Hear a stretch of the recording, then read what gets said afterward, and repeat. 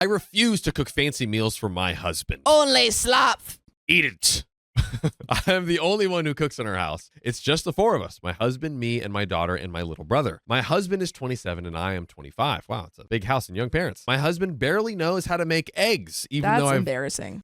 That's horrible. That's embarrassing. That is really tough. Figure it out, dude. Right? My husband barely knows how to make eggs, even though I've tried to talk to him constantly and learning how to cook. My daughter and brother are still in elementary school, so they only help me cook. That's embarrassing. Your daughter knows how to cook and your husband doesn't? Dude, figure it out. You're an adult. Weaponize the confidence. I just broke the egg everywhere. Oh no, I don't know how to use a spatula just like this. Dude, do you know how easy it is to make hard-boiled eggs? Yeah. Boil water. It's in the name. Turn it off. Put egg in for, 10 minutes. It's hard. Done. I got to think about time. I have to go get it. Time? I have to get an egg? Then what do I do, Sophia? And then you peel it. That's you shove too it down hard. your Let me throat. just eat the whole egg. Ow, my fingy. It's hot. By the way, this comes from Local Moment 4782, and if you want to submit your own stories, just go to the r/OK Storytime subreddit. So the responsibility falls on me, and it's honestly exhausting. So I just set up a system in my head. It's easy. For breakfast, it's just something with eggs or cereal. Lunch is some sort of sandwich, a burger, or leftovers. And dinner is the meal I usually plan, but I have like 10 dishes that I repeat. Sometimes I'll go off, especially Sunday, but generally I stay in that because it's easier for me mentally. Well, one day I had just made pasta Alfredo with chicken, and as we were eating, my husband mentioned that it would be nice if I made fancier dishes. You're going to see how fancy a dish I can make on your face. Oh. No, I don't advocate You know what you get them? violence. Sorry for the plug. Fancy Feast. Yeah. There we go. Yeah, because he's a dog. Crack open it. It's for cats, right? Dang Is it it. fancy? Okay, well, he's a cat. He's a cat. Meow, meow, meow. He's an animal. Yeah. And There he you go. deserves animal food. It works. Dude, just crack it open the can and just like Yeah, here throw it you on the go. plate.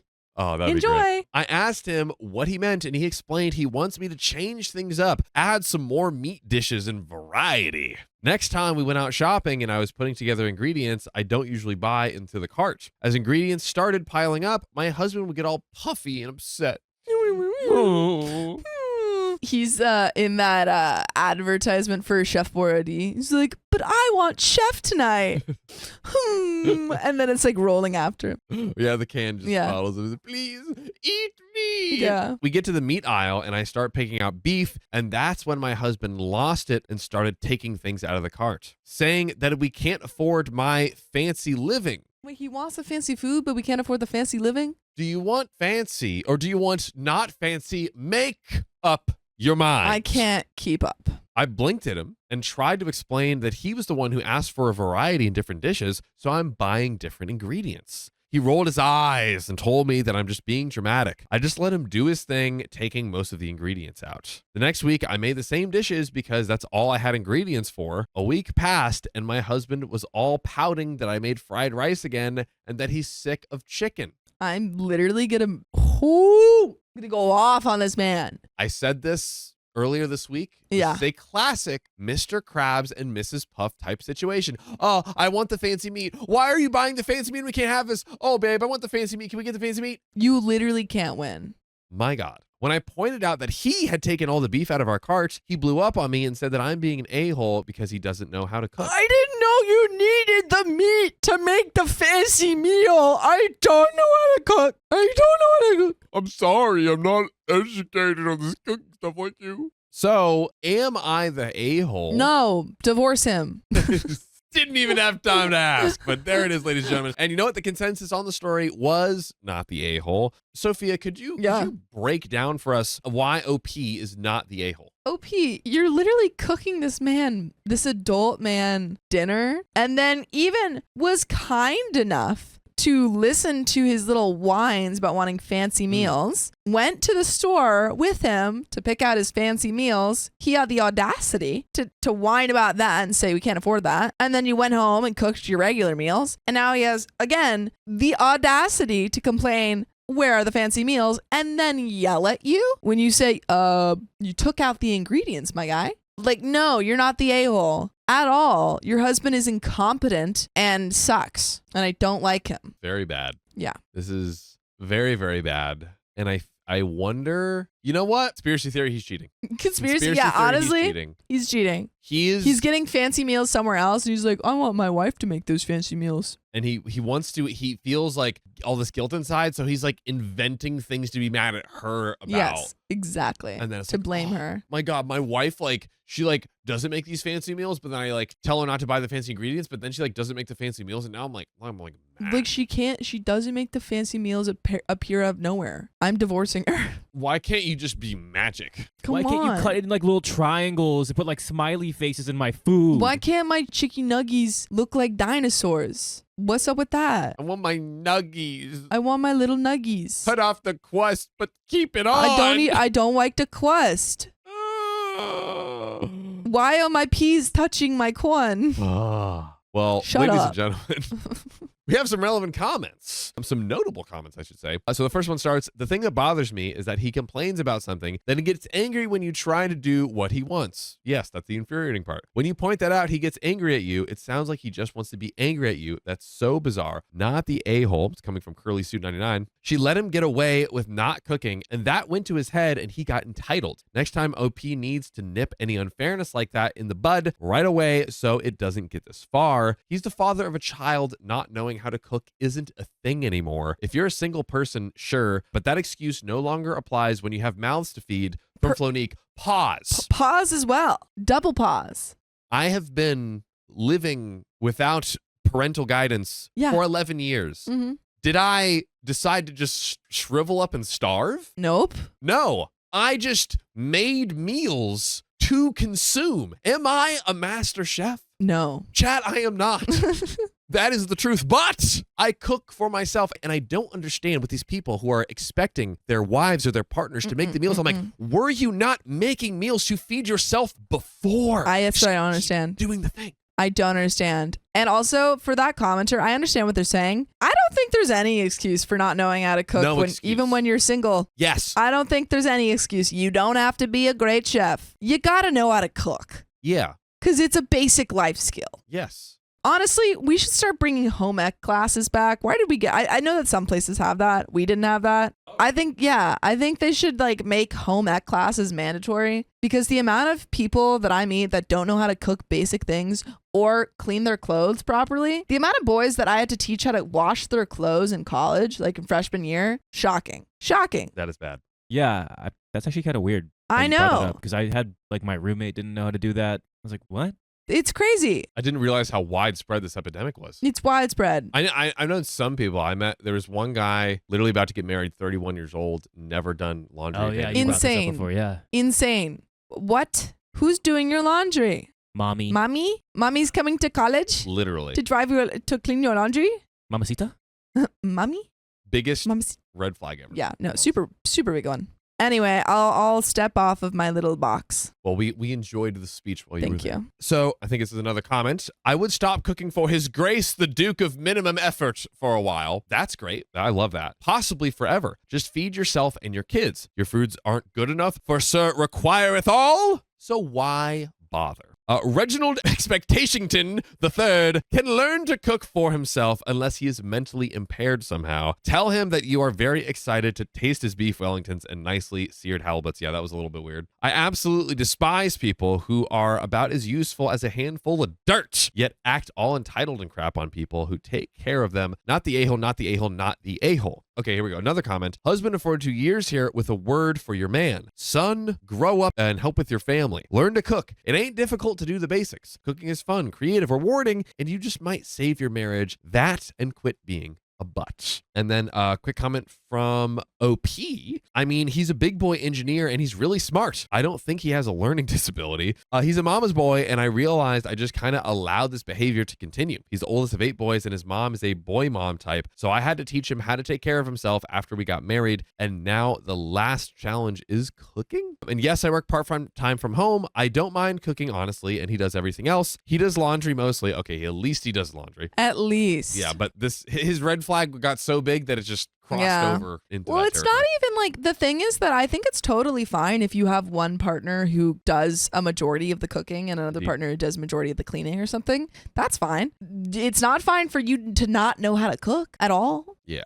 Like you don't, again, if you have a relationship where someone does different chores and stuff, that's fine. But it's a life skill. It's just a life skill. You know what? I will be, if I'm the judge in this court, Yeah. I would even be so merciful as to say, all right, if you don't know how to and you absolutely hate cooking, okay, but we need to come together and you need to fully do everything. Yeah. And that's like, not just do everything and then some of what will make up for it for your partner. So you need to do what is it? The laundry, cleaning the house, like all the thing. What are the things that your partner hates to do that you can absorb and take on? So that way it's at least a equitable exchange. Yeah, sure. I would even allow that, but I'm not the best cook, so I always say, hey, I'll do the dishes. Simple as that. and everyone can cook something. It's like, yeah, anyway. I don't know. And also, for all the people who are like, I don't know how to cook, so I let this person cook.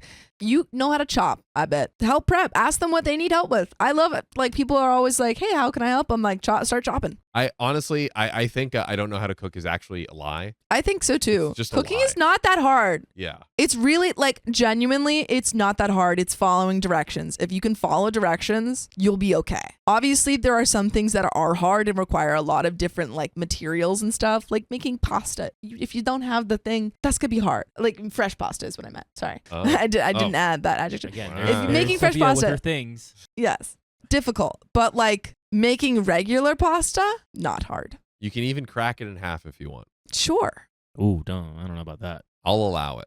Listen, I was raised on, I ate cracked spaghetti and milk, ladies and gentlemen. What? All the time. Yeah, literally. What is that? Spaghetti and orange juice. Yep. Happened all the time. Wait, you cooked spaghetti with orange juice? By the way, just to be clear, this wasn't me making the meals. This is simply me receiving as a 8-year-old boy a meal that was prepared for me. I don't do it anymore. I've broken Sophia. You don't like my spaghetti and orange juice combos? It was in the orange juice? Wait, no, not in the, it was separately like a plate of spaghetti and, and then a glass separately of orange. Oh, a that's glass of so orange juice normal. or a glass of milk. Oh, why did you say it like that? That's so normal. Sorry, I thought oh my I must have gosh. I not thought you were explained it saying well. that you were cooking the spaghetti in orange juice. no.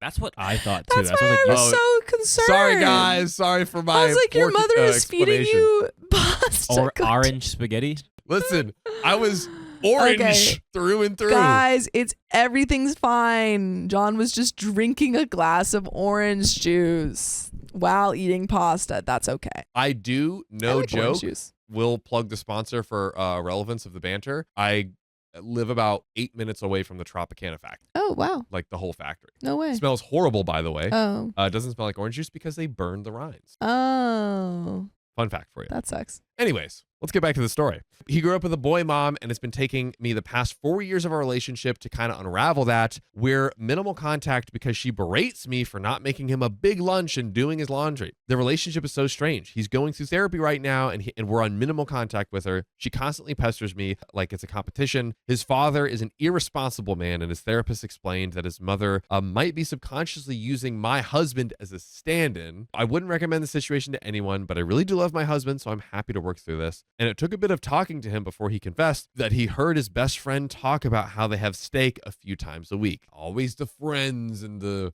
My friends were telling me how they're having steak, and I want steak. Then make it. Then make it. Then make it. Even Sam can make steak. Do you know, that's kind of like all he can do. But he doesn't. He makes steak, and then he makes some peas and corn. But hey. Yeah. But hey. But hey. At least he's cooking it. At least he can do that. Cooking himself, man. My husband is upset because he would like to eat like that, but knows that we can't afford it right now. He also said that he's stressed from some house issues that recently happened. We bought a house last year and the furnace had to be replaced a few months ago, for example. He's been handling all of these problems, and I honestly didn't realize that he's been so stressed. Not that it justifies his actions, of course, and I told him so. And we have another update. Man, let's go in.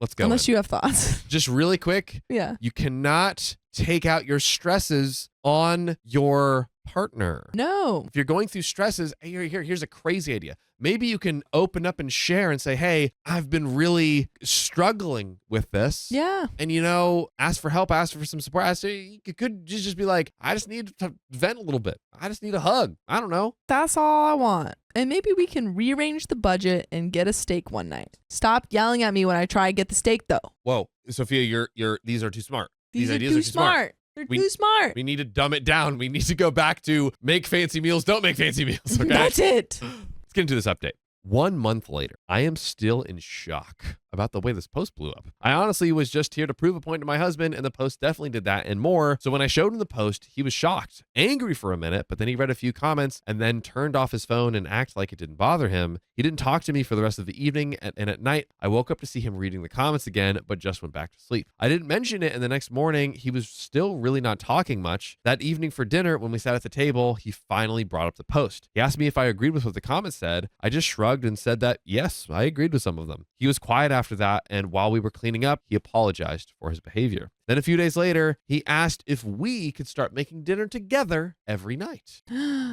What? Are we seeing Character improvement? growth? Character growth? Same thing. It was a bumpy road at first, but honestly, after a week, we started enjoying it. And now, a few weeks Yay. later, he's gotten much better and even made a few meals himself. Yay!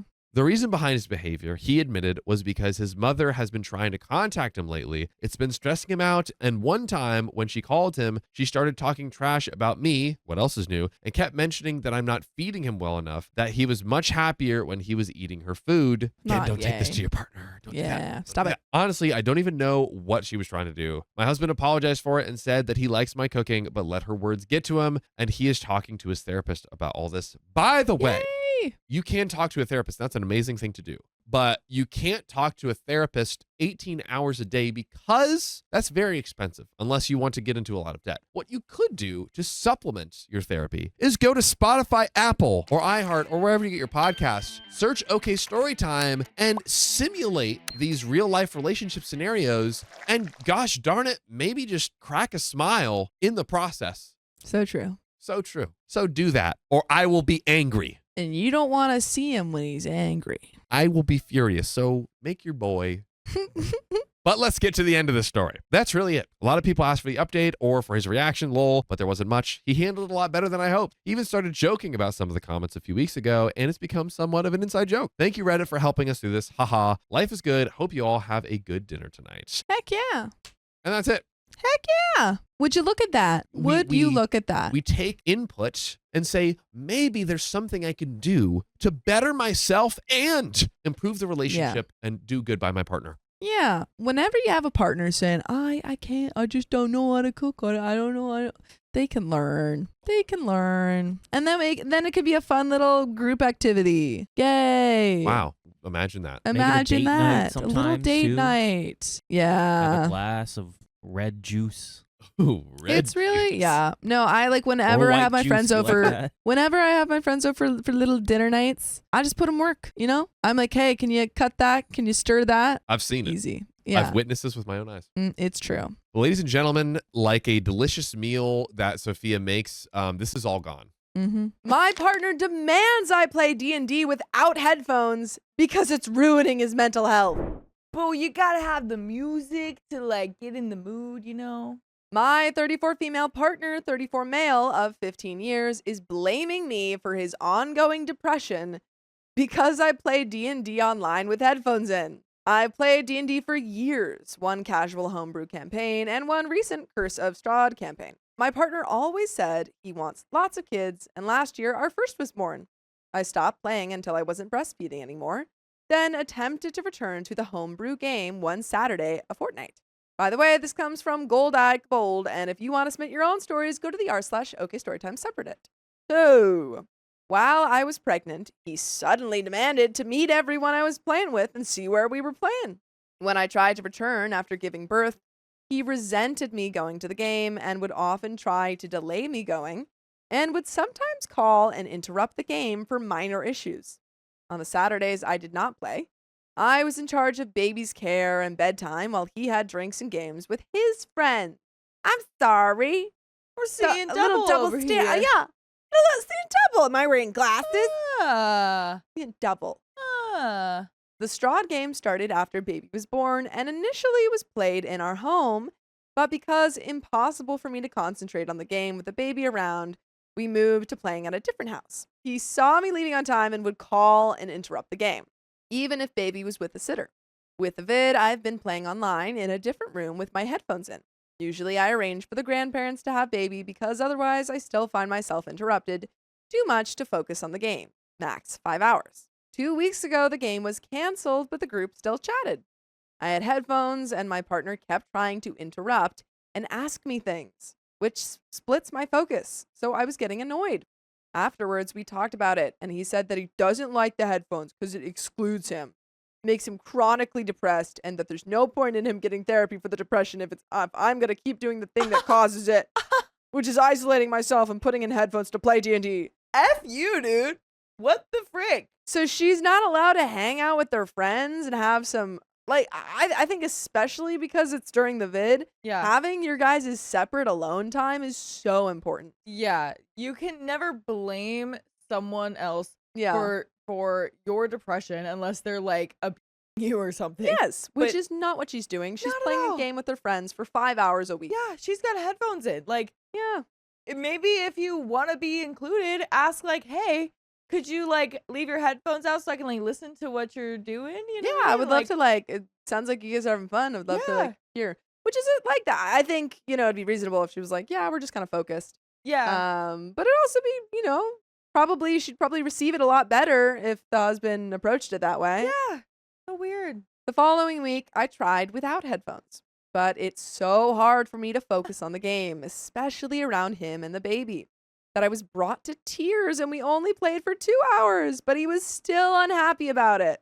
If he was still unhappy about it even after you did what he asked, I'd be like, okay, well, I'm going back to what I was doing before. Yeah, like sorry, you can deal with that unhappiness then 'cause Yeah. it's not my fault. He says I need to adjust my standards about how I play, but I want to be able to focus and immerse properly in the game. I've already changed the hours that I play and tried without headphones, but it doesn't work. At the same time, he's been increasingly concerned about IT security, so I currently can't use my laptop. That sounds fake. Sounds like a fake reason why you can't use your laptop. Yeah. He reset my iPad and phone multiple times and wants me to get a new phone number. I've also, at his request, reduced my work hours so I'm more available for the baby. What is he doing? Even though I had full-time work and he is technically unemployed but trading crypto? Oh my God. Nah, babe, that's just called unemployed. That's just unemployed. I'm sorry, he's making you cut back on your hours during the vid? Yeah. While you have a baby when he could be taking care of the baby? It's like, Bye. where's the money gonna come from? Bye. I Where's don't the even know. money? Nothing about him is redeemable anymore. No, not at all. He's trying so hard to control her in Mhm. any way that he can. Yeah. Crazy. I think he feels like less than because he seemingly has no one to talk to yeah. and also isn't working. Yeah. And so he's putting all of those insecurities on her. Because Big Baby doesn't know how to regulate his own emotions. I've changed what I can change for him, but I don't want to give up D&D or play in a less engaged way because I enjoy it so much and lean on it for my mental health. I want to get him therapy, but have I been the a-hole?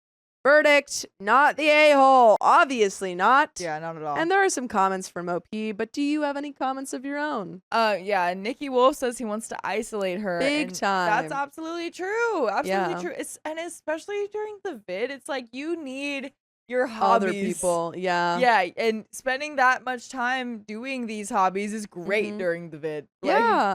OP here. So I have the opportunity to move into a house only 2 minutes drive from where my brother lives, which I'm going to do. I can take baby and the pets, but it's next month. That's also when my credit card is due for renewal. And the new one is going to be posted to my brother's house instead of me. I am setting that up to move out. I have tried to talk to my partner and present 2 options, get therapy or break up. He's taking it kind of weirdly. First morose, but now seems to think it will all blow over and we'll work it out on our own without a therapist. That will not happen. There have been multiple tries over the last 2 years. I'm going to let him calm down for the weekend because I'm hoping I can get an uninterrupted Curse of Strahd game in after this, talking, good leaving. But we'll see. Work knows what's happening. I've also emailed my partner's psychiatrist with details of his behavior, so if he won't go to therapy, at least somebody knows. I won't log in very often because of lack of opportunity, but I really think I'm going to leave. Leave the D&D group or him? I think him. Whoa, wait. Yeah, therapy or breakup. Okay, Yeah. she's leaving him. Nice. Wow. Thank you so much to those that replied. I was trying to think of something I hadn't tried, some other ways to play D&D and still keep him happy, but I shouldn't have been. You just start to doubt yourself when you've been stuck in the mist for a while. And there is an update, folks, 2 months later. Ooh. But I'm really, it's very impressive that OP during the vid, taking care of a baby, has come to this decision. Yeah. And has recognized the signs with, seemingly Reddit's help. But also, I mean, she was recognizing these signs and was like, Right. this is actually not okay. Yeah. Yeah. And props Hard to you. to do. Props to you, dude. Yeah. For real. Update 2 months later. Hi, folks. Just wanted to offer you all a little update since many of you offered the perspective on reality to get myself and my kid into a better place. So I gave my ex the ultimatum that either he and or we get therapy or we separate. And he chose no therapy because therapists always take one person's side. Well, now there will be no sides because we'll be broken up. So I forced the separation. He moved out 6 weeks ago. I've been in my new home for a month, and it's like the fog has lifted. Life is basically better in every way. Wow. The more time I spend away from him, the better I feel. I'm back up to almost full-time hours, which suits me well with a toddler. I have significantly more freedom, and I'm going to make our home beautiful for the two of us. No. Since the separation, some of the highlights of his behavior include not packing anything at all with almost a month's notice until the last 4 hours before he had to leave. When he came to visit our kid at my home, he already knew where I would be living. He wanted me to look up the closest train station, then bus route, and the direction for him instead of figuring that out on the 3-hour trip himself. And I would say, oh, sorry, we're not together, so Yeah. you that's on got you. this. Right. I believe in Here's you. the bud. address. Walked into my home like he owned the place, lay on my bed to pet the cat, raided my pantry, said he was going to take my remaining tea because I don't drink it, and he does. I said no, it's for guests. And after our child was in bed, offered to cook everyone, himself, myself, and my 3 friends serving as guardians, dinner out of my freezer and still packed kitchen. I found a journal of his while I was packing his things. Turns out he did think I was having an affair at D&D. That's crazy. That's crazy. That's absolutely insane. That's why you can hear her. You can literally hear all of her responses. Yeah. And also, how was she having an affair? She was virtual. Literally read the next sentence. His reasoning was that I was always happy after a game. Literally insane. Ah, he's like, you're never happy when you're with me. Yeah. Your constant state is not being happy, so you must be having an affair if you're happy. Yeah, there's no way. There's no other explanation. That's crazy, dude. He'd noticed changes in my appearance and behavior, which, for the record, he had requested I do a few weeks earlier. He's like, you decided to do the thing that I asked you to do, and you wouldn't have done that unless you were cheating. That's wild, dude. Also, turns out his version of enough spicy sleep in a day is 3 to 5 encounters. Ugh. I Girl, hate he this wants man. your entire day. I hate this He man. wants your entire day. I hate it. He paid a Ooh. junkie down the street What? for spicy time when I was pregnant. What? He seems to have felt bad about that. At various points in our conversation, he has blamed me for trying too hard in the relationship, for misinterpreting his actions and words, even direct quotes, for not booking a therapist for him, and for not assuming the best of him anymore. But you guys can assume that you can listen to full episodes of stories just like this. Just go to Spotify, Apple Podcasts, or iHeartRadio and search up OK Storytime. But there is a little bit left to this story. Do you have any final thoughts? Just leaving him. Yeah. The kiddo is doing great, though. She hasn't actually noticed his absence at all because he wasn't doing anything. I was already absent. And is having the best time in the new house. I'm also going to turn the dining room into a D&D room Heck because I yeah. can. Woo woo! Oh, yeah.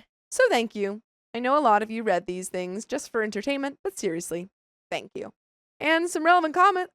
Complicated Disaster said, crumbs. I think if I had spicy sleep 3 to 5 times a day, I'd be broken inside a week. Yeah. OP says, that journal entry was from when I was pregnant too. Yikes. And working full-time, and afflicted by morning sickness. It was an impossible expectation. When told to get checked for STDs, she says, don't worry, results came through Wednesday, all in the clear. Figured I deserved a small bit of luck on my run. Comments from the subreddit. Comment 1 says, wow, a literal, God forbid a woman has hobbies situation. Literally. Him lying down on her bed in her new home after separating makes me think he doesn't actually understand that their relationship is over. Yikes. I mean, like, he was like, yeah, I'll make dinner. Like, it doesn't feel like he, Yeah. or I think he knows that it's over, but I think he's still trying to insert himself into her life. For sure. For sure. Comment 2 says, therapists always take one person's side, so I won't go. That's how we know that they know that a sane professional won't support their BS. Because if they imagined for a second that the therapist would be on their side, they'd be more than happy to go along to several sessions. Mm-hmm. They know they're causing a problem, but they don't want to change their behavior or their expectation of you. So they'll do anything they can to continue to insist that you are causing the problem and you need to change to suit their demands. Reply, oh, so you already know they're going to call you on your BS, huh? XD. And that is the end of that story, folks. Yeah, dude. Yeah, I'm glad you got out. I'm glad you and your baby are out and you're playing D&D. Dude, yeah. You're going to have a whole dining room devoted to Whole D&D. That's D&D awesome. dining room. You can raise a little D&D baby. Yeah. That's so sick, dude. What we love to see. So sick. I love it. Have so much fun on all your Yeah. campaigns. Training moving forward. the world's youth. Yeah. I chose to ignore my cousin because he's problematic. Get out of here with your problems. Am I the a-hole for stonewalling my second cousin, 47 male, we'll call him Bert, who is also my next door neighbor? For a little background, I live in my childhood home with my boyfriend, 26 male, which we rent from my dad, 53 male, who lives out of state. My cousin lives in the house that my great-great-grandfather built that is next door. He previously lived there with his mom, my great-aunt, until she passed after her battle with cancer. My cousin only pays the power bill and the yearly property tax that is $2,900 a year, which she hasn't paid in last. Sorry, I'm gonna read that again. And the yearly property tax that is $2,900 a year, which he hasn't paid the last 4 years. Another family had to pay at least a year, so we did not lose their property. By the way, this comes from Cassian the Wing Daddy on the r/Charlotte Dobre YouTube subreddit. And if you want to submit your own stories, go to the r/OK Storytime subreddit. So, a couple of years ago, in 2022, when my dad was still in my childhood home, we had a hurricane that knocked out the transformer next to our house, which blew a couple of breakers. Apparently, it also fried Bert's washer and dryer. So, my dad, being the kind human he is, let Bert use his washer and dryer until his got fixed. Uh-oh. I see you. Uh-oh. Guess who's not going to fix their washer or dryer? Uh-oh. I think I know. I should add that the laundry room is not inside, but outside in a separate room in our carport. Well, fast forward to the end of 2023, my dad moves out of state, and I move into my childhood home with my boyfriend. The house is from the 40s or 50s and definitely needs a remodel. My dad paid for some things before he moved: fresh paint, new insulation in the roof, etc. With the 2 bathrooms being remodeled in 2022 and a new roof prior to my dad and stepmom moving out. My boyfriend and I did the most of the work and have continued to pay for other remodeling needed, like new flooring, which we laid ourselves to save on labor costs. Anywhoosies, Bert was still using the washer and dryer when we moved in, and I was kind of uncomfortable with it since I'm a young woman and he would go use it, but would occasionally still have clothes in the dryer or washer. I have ADHD and out of sight, out of mind, LOL. But he would sometimes move my clothes out of the washer, just set them in a basket without putting them back so he could do the laundry. I'm sure he meant no harm from this, but my underthings were 100% in those loads. At the end of 2024, the washer decided to go kaput. So we got a washer off Facebook Marketplace since we didn't have funds for a brand new one. After like 2 months, that one decided it didn't want to work properly, and we had to hold the lid down until it started its cycle. It was kind of annoying, as my boyfriend and I worked 5 to 7 days a week with 14-hour shifts at an outdoor job, so not only did we rarely have time to do anything besides eat and sleep, but we also had a lot of laundry. A family member gifted us one of their old washers, so we offered the one where you had to hold the lid down to Bert. which he took, but after a couple of weeks, he said it was too hard and put it outside of his house. So he has once again started back to ask us to use our washer.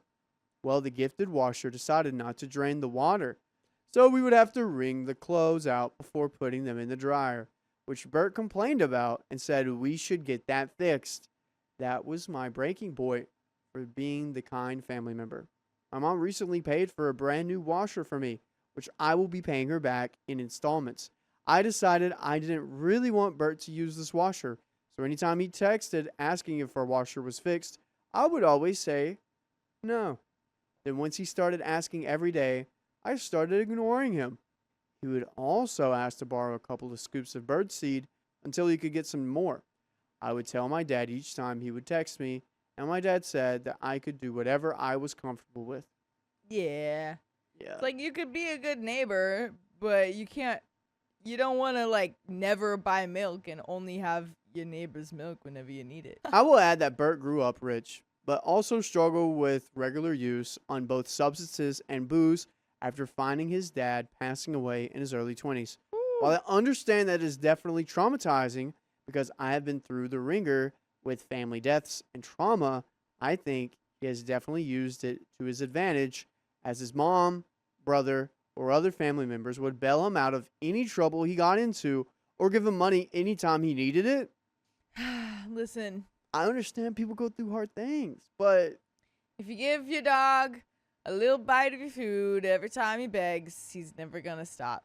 my dad would also let Bert use our riding lawnmower, which broke recently after multiple attempts to fix it and over $1,000 spent on repairs. We gave up, and my boyfriend's parents gave me and him their old push mower. Since the old mower is broken, Bert has yet to mow his lawn. He also never cleans up any hurricane debris or tree limbs in the yard, so he would mow right over all the limbs, which definitely is not good for the mower. Bert also did not pay for any repairs, minus occasionally putting gas in the mower, adding that Bert also always had the blinds in his room open, which faces the side of our house where the laundry room is. So I feel like he was watching us go out to do the laundry. Well, Bert finally reached out to my dad asking to get a hold of me about using the washer. My dad let him know that I didn't want him using the washer, as I didn't want the added wear and tear to the added energy as we pay rent and the power bill, which we don't have insulated walls in Florida, so you can imagine in the summer how high that power bill is. Bert told him okay and thanks for letting him know. The next day, Bert sent me a petty text and said, "Thanks for getting back to me," which we all know I didn't since I was ignoring him. So I blocked his number, which I didn't want to do since we're neighbors and family, just in case of emergency. He did text my dad that he had put his cat down, which was kind of the last tie to his mom. He sold most of her jewelry to my job. I now work at a jewelry store and no longer work at the outside job to get money. He has also asked me a couple of times for $100, which I didn't even have, but if I did, I'm pretty sure my dad would have warned me against doing so. Bert no longer waves if we're leaving the house, and he's outside. He sort of just glares. So, am I the a-hole or am I just a Karen? I do have screenshots of the text between Bert and me if anyone would like some receipts. And I want a receipt of you clicking your favorite podcast platform after the story ends on Apple, iHeartRadio, or Spotify, and searching up OK Storytime for more crazy stories just like this one. We got some comments left here. Angie, how's your washer doing, and would you let anyone lend it?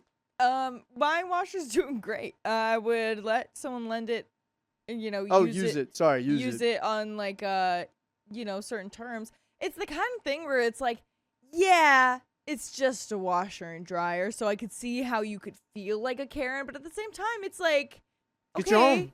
yeah, but it's like, Get your own tots. yeah, these little things, like, they add up, and if you're not respecting them in a way that OP is okay with, then it's like, yeah, you gotta set those boundaries. It's okay to be upset about these little things and be a Karen a little bit. We got some comments here. Comments, not the a-hole. Did he even check with you that the arrangement he had with your father was transferable to you once you moved in? If he just assumed because it was family, he didn't need to ask. He'll only ever care what he could get out of it. From the sounds of it, at least. Opie says he didn't. He really only started asking after our last washer broke, and he only kept asking if it was fixed yet. I grew up watching family help each other out all the time, so I thought that this was what was expected from me if it hindered me in any way. I was also a people pleaser too. Comment 2 says, Bert needs to put his big boy pants on and get his own appliances and lawn care equipment. Bumming off family and or neighbors is not a long-term solution. Should you have been more direct with him? Yes. Should he have taken the hint and found out another solution? Also yes. It may not hurt to be direct with him now. Brief and kind but firm. Hi Bert, I apologize for not clarifying sooner. Sharing our washer and dryer and lawnmower no longer works for us. It's best if we can run our household independently. I hope you understand, and there are no hard feelings. If he complains, ignore him. If he asks for money, hi Bert, unfortunately, we aren't comfortable lending money. I hope you can understand. No opportunity for discussion. Quick, simple facts. And if you've made yourself clear, so we can move on to come up with different solution. Not the a-hole. We got a small update, guys. Oh, A teensy-weensy boy. update. Ah, that was a really good way to word that in that comment. Yeah. Hopefully this update includes a really good response to a statement like that. Yeah. Yeah. Hopefully. I hope so. And if you didn't know, listener, or anyone that is listening right now, you can set boundaries with your family. That's an option. What?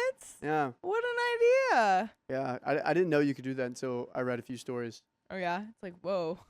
Update, I will comment some photos and texts of this recent arrest with all this personal information crossed out. I will add that I did respond to the one where he was asking for $100, where I politely let him know that I did not have the funds for lending him that money at the moment. I hate texting, by the way. I'd rather not talk on the phone at all, text or call, so sometimes I'm sure my texts come off as harsh. But talking to me in person is completely different. Yes, I should have come right out and told him that I did not want him using my new washing machine. If I could go back, I would be straightforward instead of being afraid of how he would react. And that's the end of the episode. Thanks, we didn't get his reaction. We didn't. He's arrested now. Oh shoot, dude. He's behind bars. Well, you won't be using your washer anymore. You'll be using the prison's bars. Yikes, dude. Yep. Yikes. We denied my in-laws' request for my wedding, and they didn't like it. What kind of crazy requests are you asking for? Me, 23 female, and my fiance, 27 male, are getting married in December. We got engaged in April, and I pretty much did all the planning myself, with the help of my mom, in the first few weeks. From the very beginning, my fiance and I had planned laid out after the bridal party. That was one of the first things decided, even before I had the ring on my finger, including flower girls and ring bearers. By the way, this comes from Final Estimate 7166, and if you want to submit your own stories, go to the r/OKStorytime subreddit. So, we decided that the flower girl would be my sister, who's also my matron of honor's baby, who will be pushed in a stroller down the aisle by my 10-year-old cousin, who could be considered a junior bridesmaid. Aww. For the ring bearers, my fiance really wanted to include his best friend's son. For context, his friend has not had custody of his child for most of his life, long story, and it could be a little difficult to arrange his attendance. He will be around 1.5 years at the time of the wedding. And as a result, we decided that we would also have my 2 cousins, 5 male and 7 male, the brothers of the junior bridesmaid, be the ring bearers as well. This way, it's no pressure on the friend, and everything will go smoothly whether his child can come or not. The older boys will help the younger boy walk down the aisle holding his hands. That's so cute. We decided on these specific children because they are closely related or close to us and are the right age. Shortly after the engagement, I asked my sister and my cousin, the moms of the children, if their kids could be in the wedding and give details of what they should wear, etc. The kids and parents were both so excited. This was great and everything was going according to plan until a few weeks ago when my mother-in-law asked us if we would consider adding another flower girl. Uh-oh. Uh-oh. For context, my fiance's brother / best man, 24 male, lives across the country and recently told us about 4 months ago that he has a new girlfriend, 21 female. This girlfriend has a child from a previous relationship, female, 10 months. They have now known each other about 7 or 8 months. He is very serious about her, and we are very happy for them. He has taken a sort of father role in her daughter's life, which is adorable. He is expressing interest in marrying her in the future, but they are taking it slow. My fiance and I have never met this girlfriend or her child, but we are thrilled for his brother, so of course we invited them both to the wedding. Now this is where things get a little messy. I have always gotten along great with my fiance's family. They have always been so sweet, kind, accepting, and well-meaning. They welcome newcomers with open arms, including me, and have really become my family. I especially had a great relationship with my mother-in-law. She is the sweetest lady and would do anything for me and any one of her children.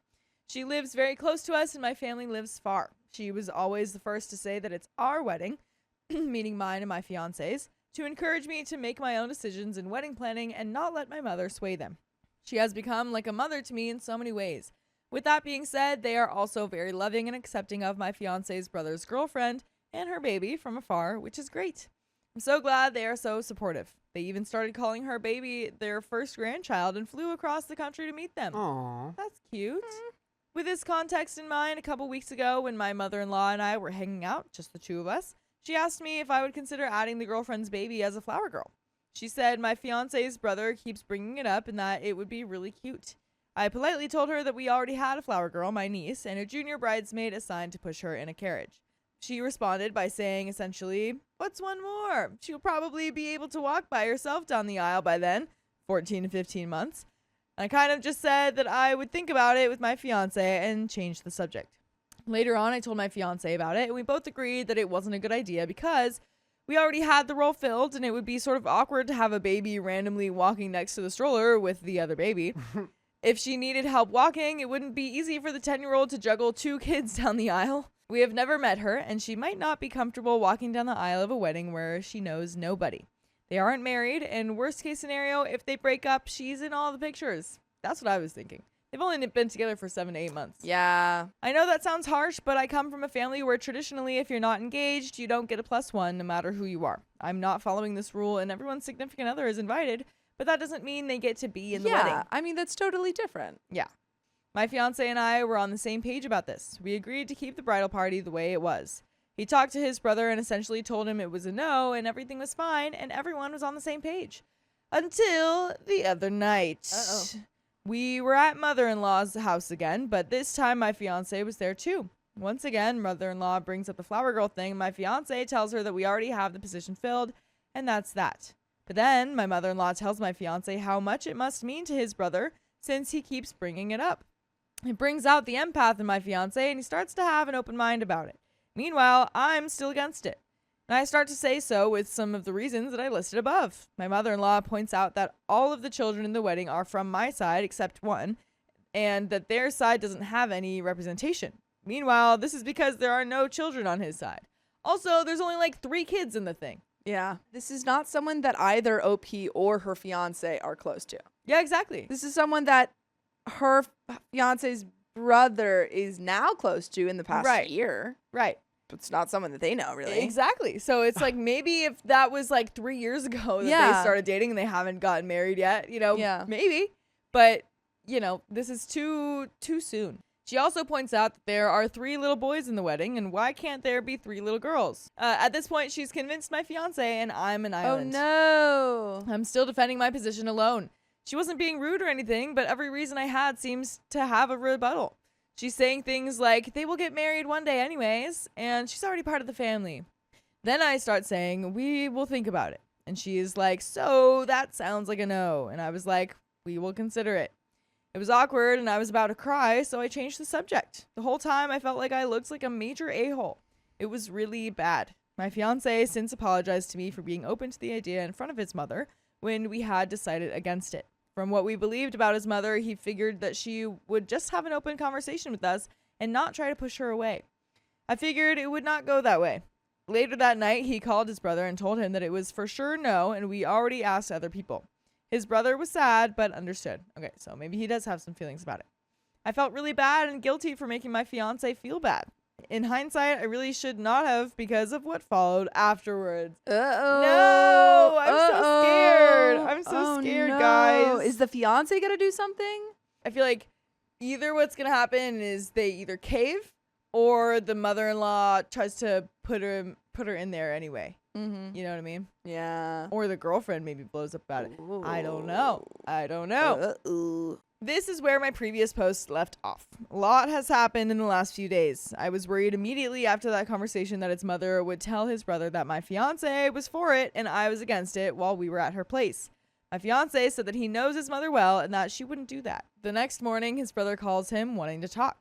First words out of his mouth are, "After our conversation last night, I talked to Mom and she said that you were wanting to have her as a flower girl and your fiance wasn't." Oh no! She did exactly no! She what did she the thought. old throw you under the bus trick. Yeah, just as I thought would happen. And he goes on to say, "As your brother, I want to make sure that you get what you want since it's your wedding." I was pissed. My fiance told him that we would still talk about it, but that we already agreed to not have her as a flower girl and that he should not have seemed so open to it last night. That whole day we discussed it. I felt like an a-hole and was tempted to cave to keep the peace, but the only reason my fiance was wanting it was because it meant a lot to his brother. Yeah, so it's not what he wants. No, It's, again, what what the his brother brother wants. wants. But the conclusion we came to was that it's not his brother's wedding.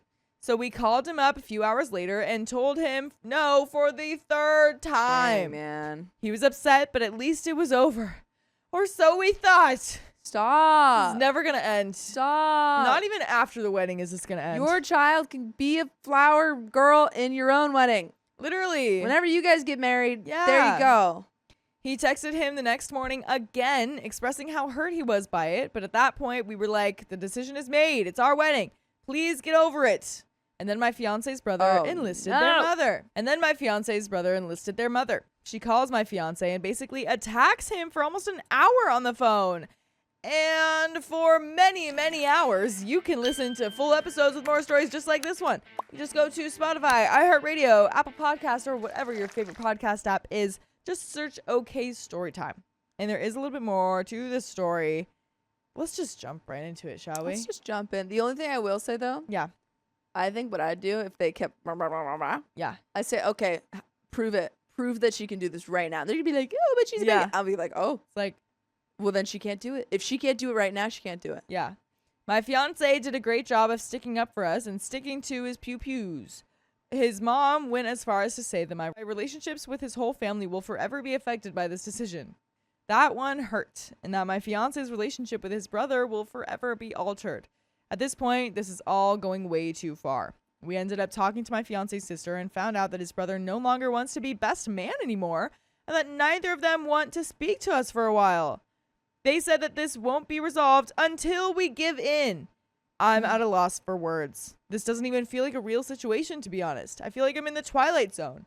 We're definitely not going to give in. At this point, all that it would tell them is that if they push hard enough, they can manipulate us. It just really hurts because we had such a great relationship before this. Am I the a-hole for saying no to their requests? I need some advice on this situation from an unbiased source.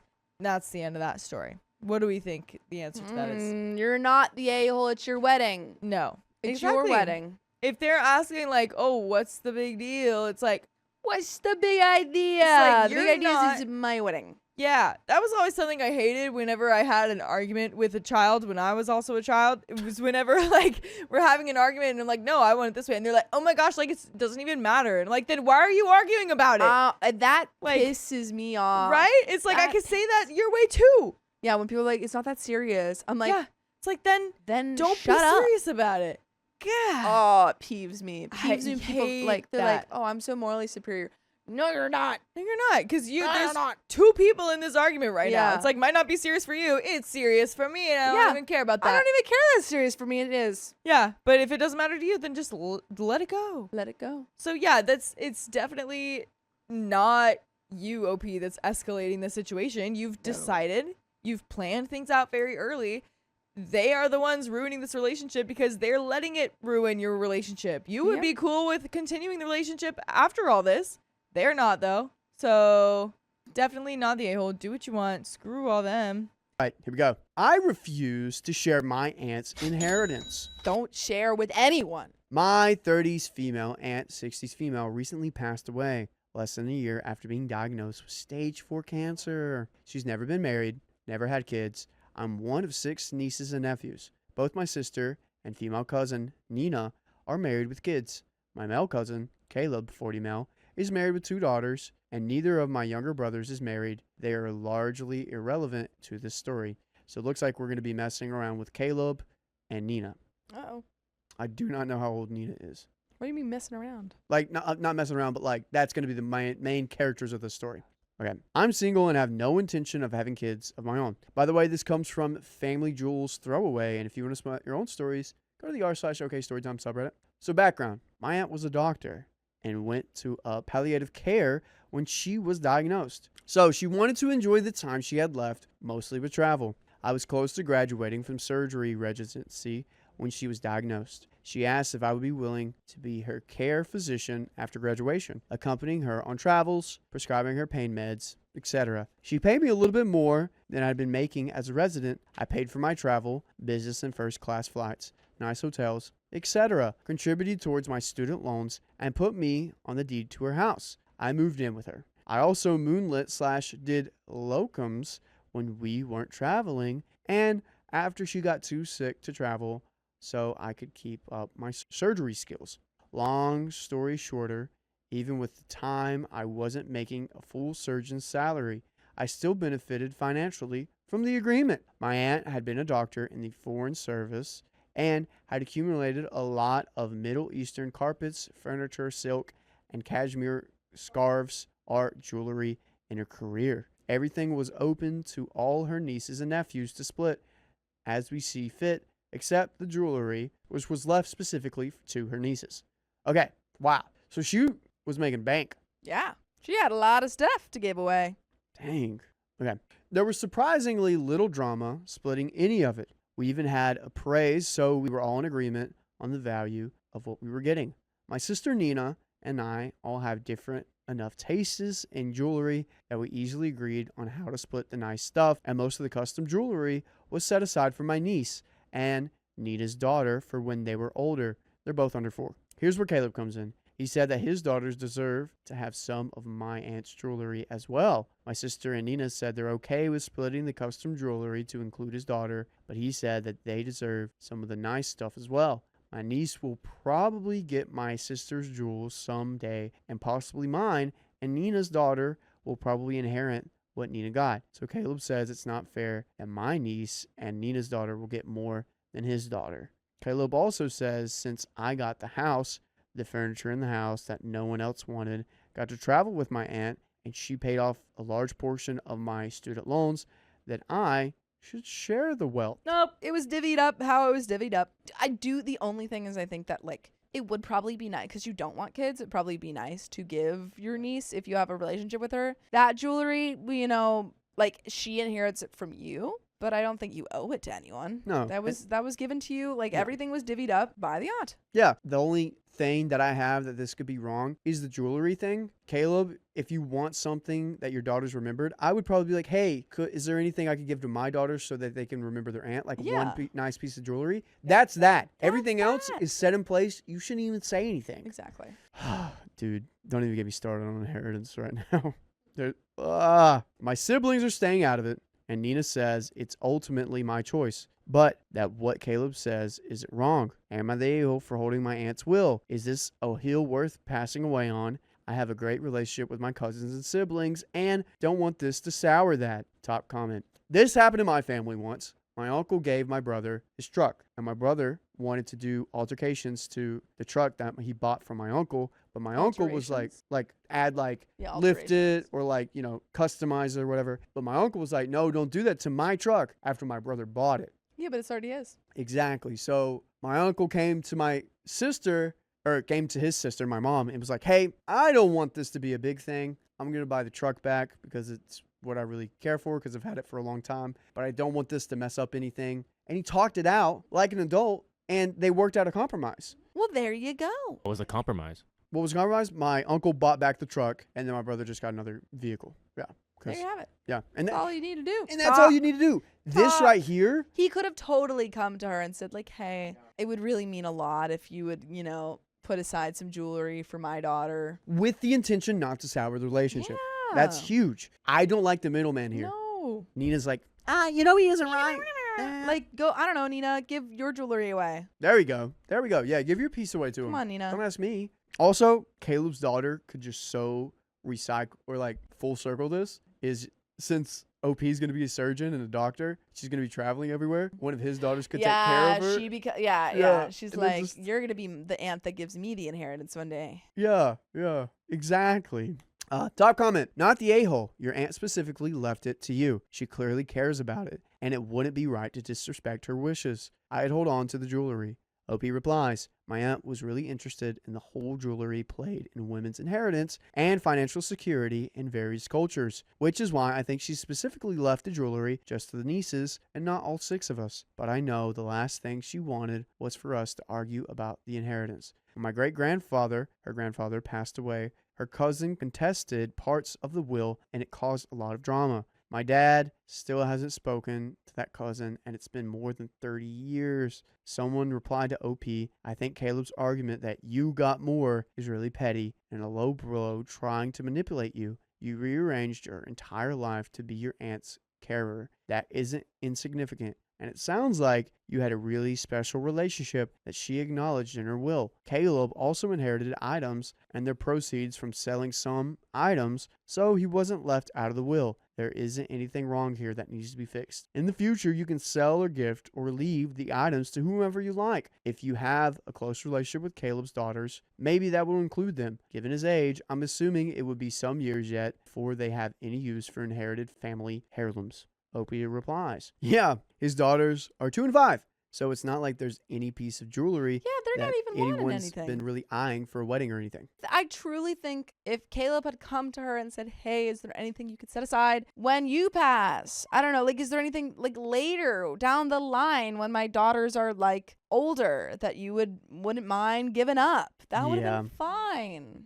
Another top comment, not the a-hole. I'm sorry for your loss. You must have come quite close to your aunt during the time you cared for her. I think your cousin needs to appreciate that you sacrificed a lot to provide care for your aunt, and that time out may have held back career progression, although you were wise to keep in date to be able to maintain where you were before you gave up full-time work. Whatever your aunt's will said, your property is yours now to dispose of as you wish. So, as you say, have a good relationship with your cousin. Might be nice to consider sharing items that you're not really using or have no real attachment to, or selling them and sharing the proceeds. You are under absolutely no obligation to do any of that, though. As your loss was quite shocking and recent, don't make any big decisions and ask your siblings for support. Opie replies, thank you for that. My aunt was awesome and I really miss her. She was physically present when I was growing up because of her foreign service career,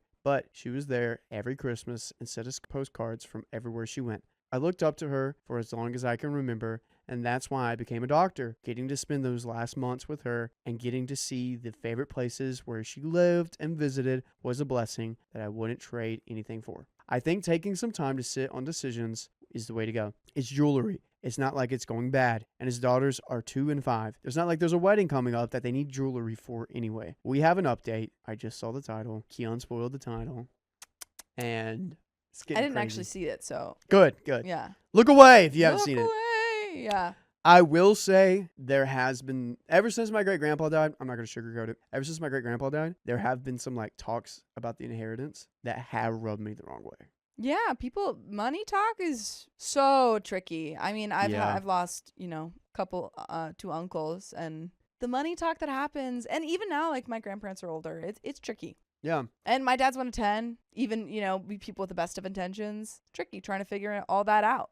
I have definitely looked at a few people a little differently since. Mhm. And I'm like, Yeah, no, money is hard, man. Money makes things tricky. I don't even care if I loving get family money. relationships. The only thing I want from my great-grandpa's house is his popcorn bucket that he would make popcorn for me as I grew up. That's the only thing I Ideally, want. I honestly don't want I want my parents' house to be like Sam and I's shared vacation home, like Oh, summer wow. home or whatever, like where all the kids come and we all hang that's out at the cute. house. I want that. Oh, Like, that's I don't cute. want anyone to get it. Yeah. I want both of us to have it. I just want that popcorn bucket. Dude, and he has 2, so me and my brother, because every Friday night we would go to his house, Yeah. eat popcorn, eat ice cream, and watch Blue Bloods and Monk. And what else? Something else. And then we would work in the morning Mm-hmm. every Friday night. Oh. It was the best. Anyways, Mm-hmm. update. Am I the old for not sharing my aunt's jewelry with my cousin's kids? Positive resolution. And because there was some confusion about who everyone was. 2 cousins, siblings, Caleb and Nina. 3 siblings. I didn't give them letters, but let's call them Emma, Dave, and Tom. So these are all siblings. So she had 2 cousins who are siblings, Caleb and Nina, and then she has 3 siblings of her own, Emma, Dave, and Tom. Caleb and Nina are cousins. Emma all have kids. Okay, so Caleb, Nina, and Emma have kids. OP, Dave, and Tom do not. So I'll update. 6 of us got together over the 4th of July. I was able to disperse the last of the proceeding from selling the art, rugs, antiques, etc. that none of us wanted. That being a few $1,000s each. Not life-changing money for any of us, but nice to have. I will probably use it to go on a solo trip in my aunt's honor. Once I accrue enough vacation now that I'm working full-time again. I had decided based on your comments that I would offer any of my nieces, existing and future, if Dave and Tom ended up having kids, and that they could shop for my inherited jewelry for their weddings. Before I could even present that solution, Caleb was super apologetic about the way he had acted. Yes! And was feeling guilty that he hadn't been able Good. to spend more time with her aunt before she passed away. That's great. This is great news. Yeah, he came to his solution. Is like, hey, I'm sorry. Should have done that. Should have been more respectful about it. And we love that. this is beautiful. Small kids at home, work obligations, etc. And jealousy that I had been more flexible to travel with her for those months. And that made him lash out. Yeah. Sorry, I was just thinking about, oh man, that hit hard. It's all right. Yeah. Dang. Take your time. Ugh. Dude, I will be real. I have pushed that so far down that I'm not even really thinking about it because I'm like, It I goes got ways. a podcast to do. But then goes this story, dude, ways. thinking about my great grandpa going through his care. Wow.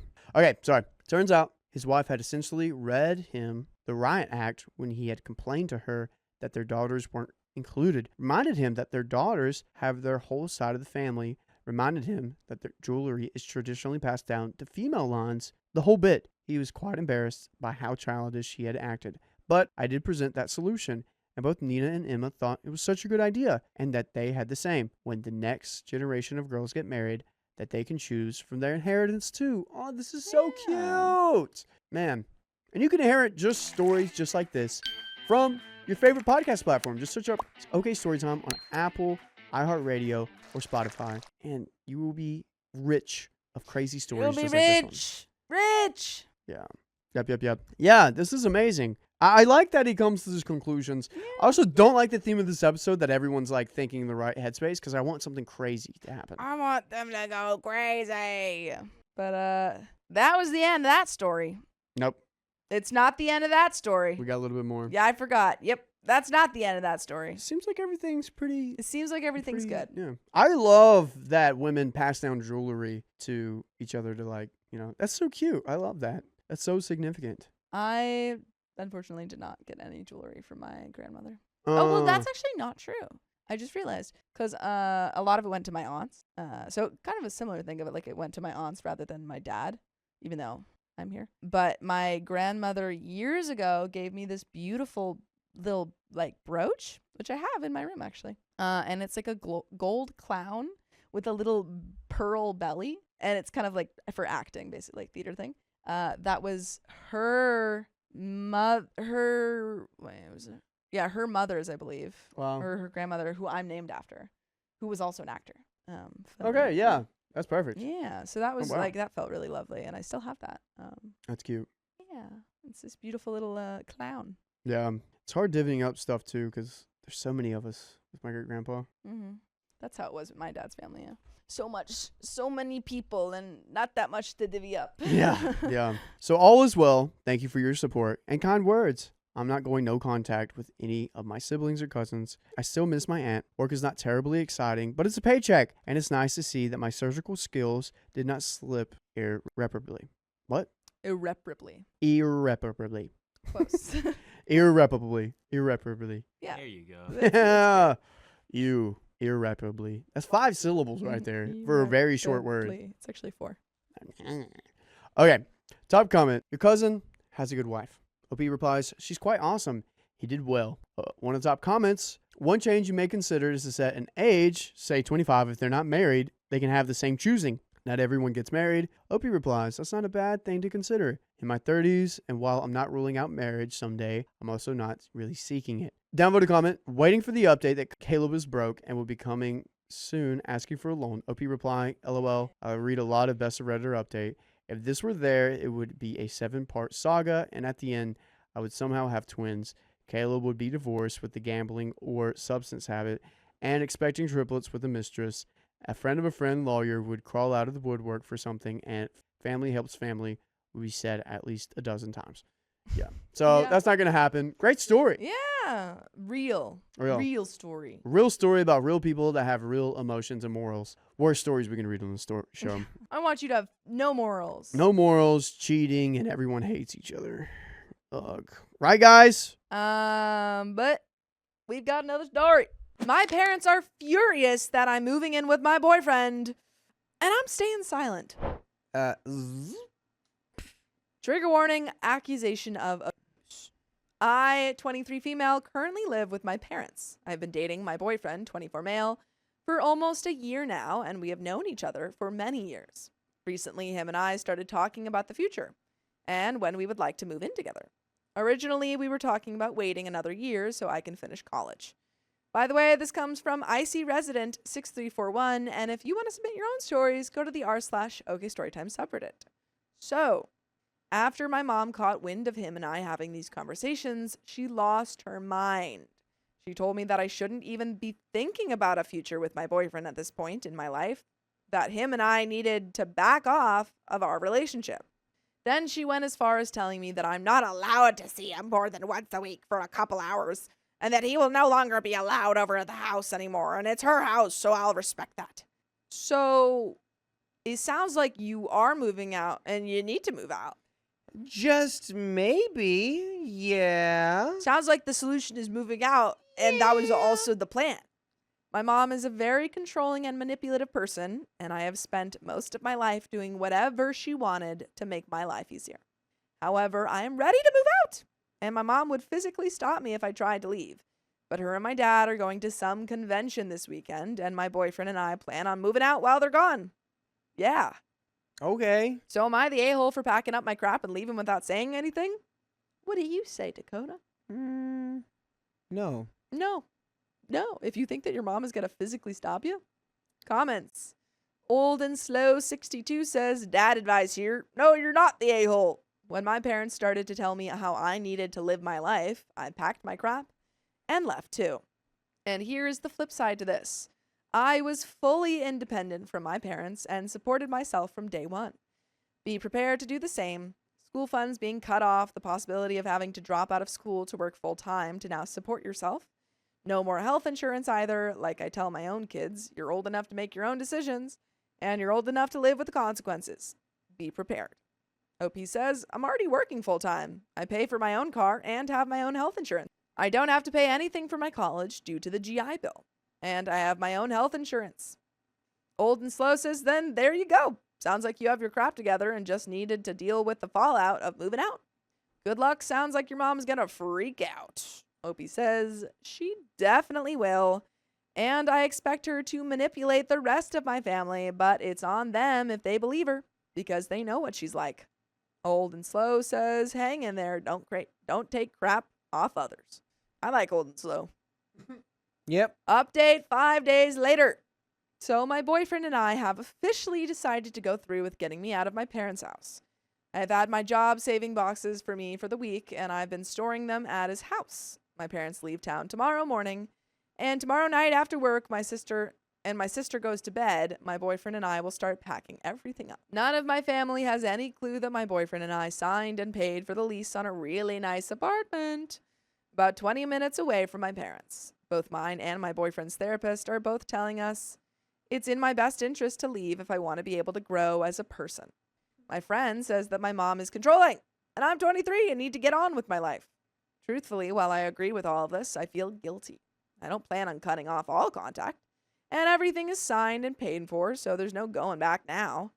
Am I irrational for feeling guilty about all of this, or am I a knucklehead for leaving without saying anything? And there are some comments. You kind of have said something. You said you were Yeah. going to move out. Didn't tell them when, but you said you were doing it.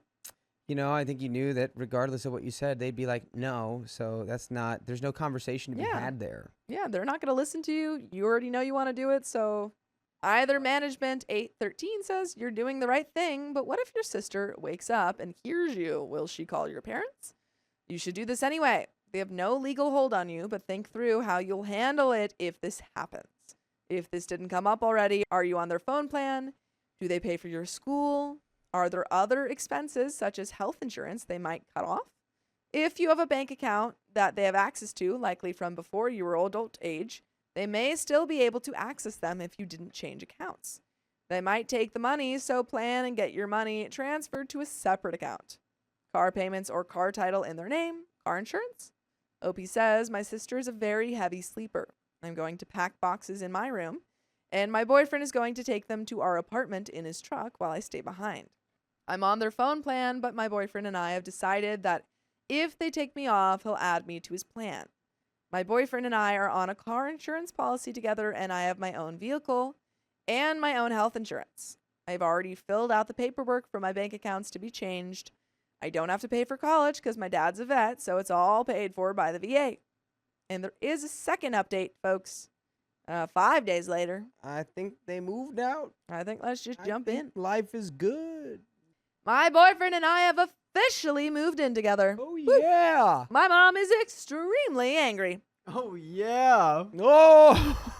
She called me and yelled at me for 30 minutes and told me that I was alone and that I had no one to turn to. She told me that everything is always about me and that she would be calling my therapist because clearly I must have lied if my therapist was telling me to leave. Oh, gosh.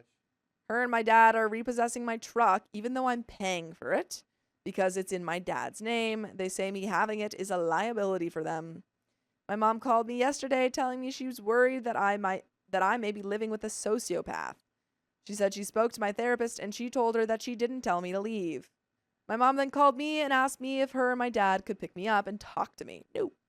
They claim that my boyfriend has manipulated me into cutting off my family when he's actually done the exact opposite. Through this process, my boyfriend has actually been encouraging me to reach out and even said that my family was welcome to come over. He even said that if they wanted him to leave the house when they come see me, then he'll do that because he doesn't want to keep me from my parents.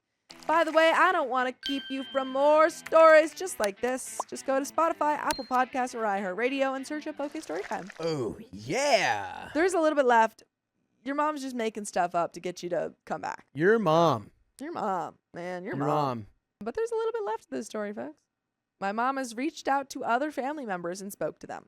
I'm not aware of what she said to them, but they sent me a message telling me they didn't wish to get involved. My mom has made not one, but 2 Facebook posts telling everyone how I have abandoned my sister, 27 female, and left her to pass away. She has even gone as far as telling everyone my boyfriend is abusing me, Oh, my gosh. which is a lie. She even said in her most recent post that she was going no contact and asked everyone else to do the same because if they didn't, they would be supporting an abuser. Why And is said, what? your mom is just mentally ill? Your mom's crazy. Your Mom's mom crazy. is very mentally ill. Mandy 198421 says, you're an adult, so I don't believe your therapist talked to your mother. She's lying. And if your therapist did talk to your mother, then that is an ethics violation and you could get her in serious trouble because they're supposed to have doctor-patient confidentiality. Your mom is pulling lies out of her butt to try and continue controlling you. Right now, the best thing for you to do is sit your mother down and tell her that you're a grown woman and you'll be making your own choices and she needs to get on board with it or she can get out of your life and go either low contact or no contact until she can learn to respect your wishes. Good luck, OP. OP says she has already chosen to go no contact with me because I chose to stay with my boyfriend. Mandy says, then that's on her and sounds like your life will be much better in the long run. And that is the end of that story. Yeah. So there you go.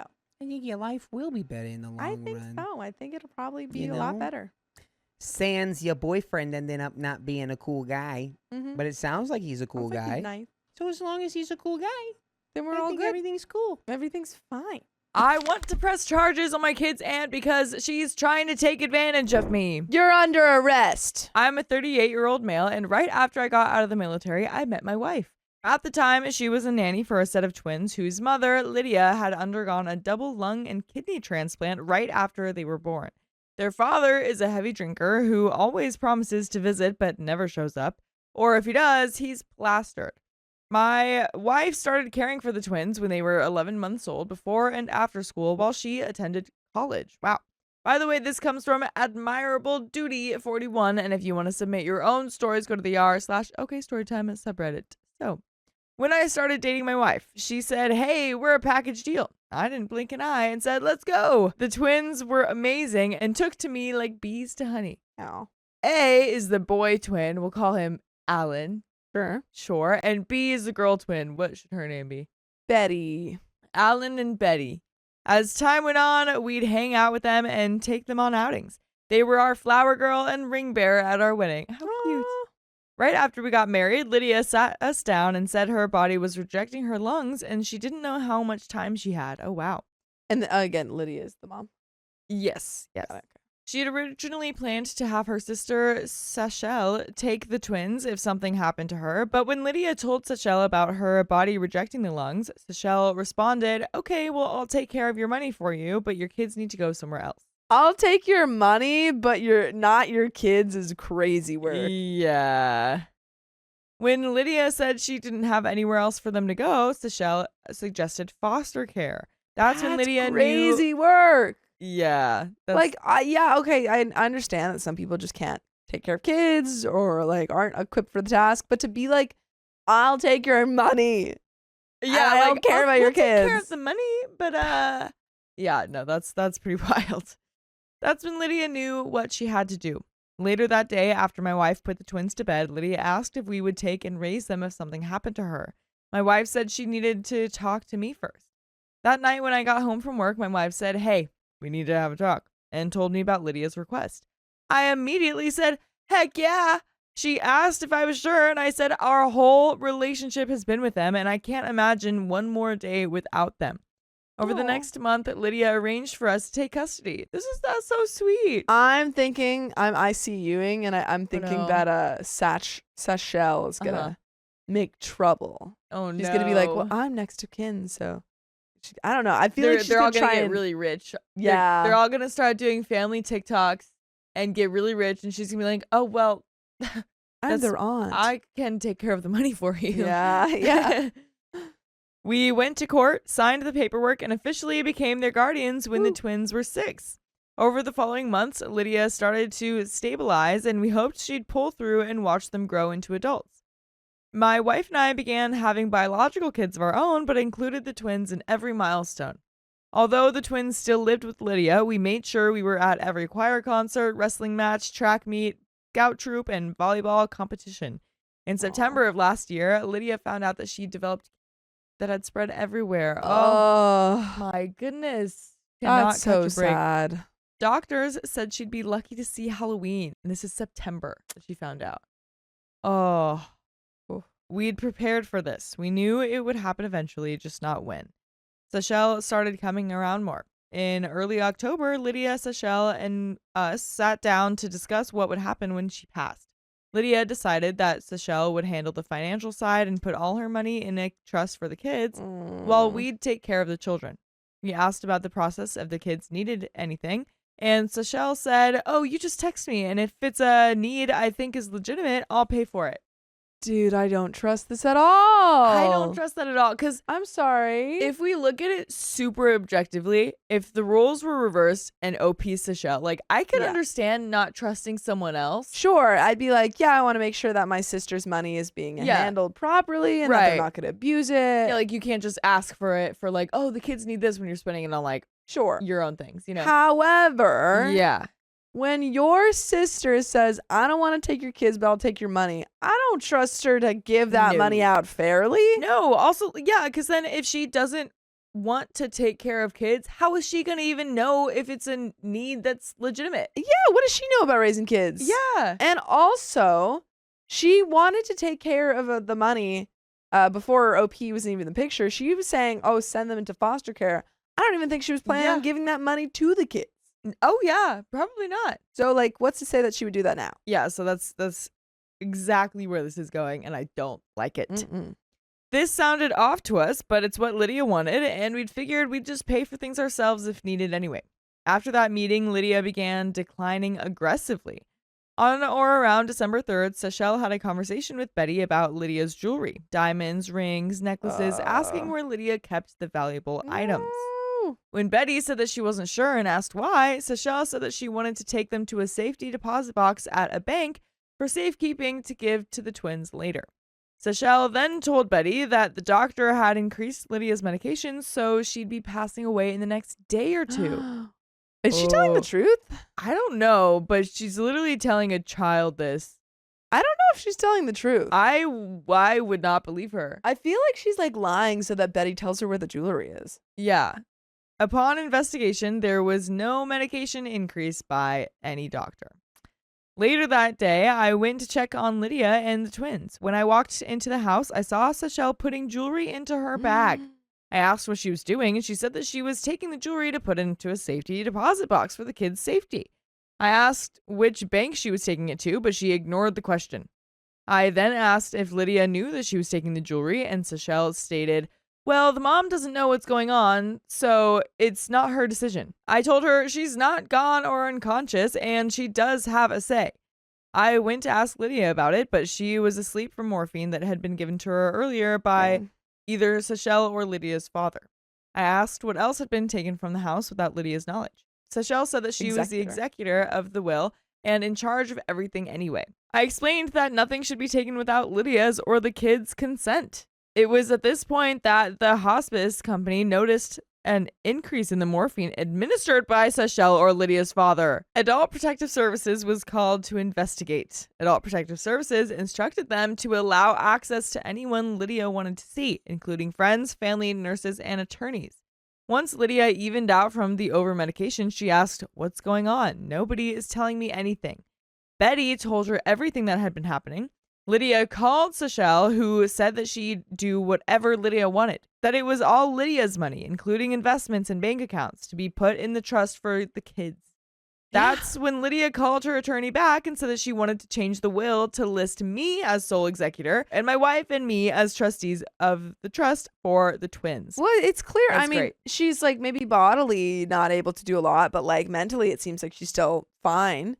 Yeah. And to find out that your sister has been giving you way more morphine than you're supposed to be giving and stealing dude. your jewelry, like if I were Lydia, I'd be like, yeah, I don't want you to Literally. be my executor. Yeah, this kid, Betty, is like, you know, can't help but being honest because she's a child. I forget how old, but she seems a little older than I thought. But anyway, Betty's like spilling all the tea, and then she's hearing all the lies, seeing straight through it.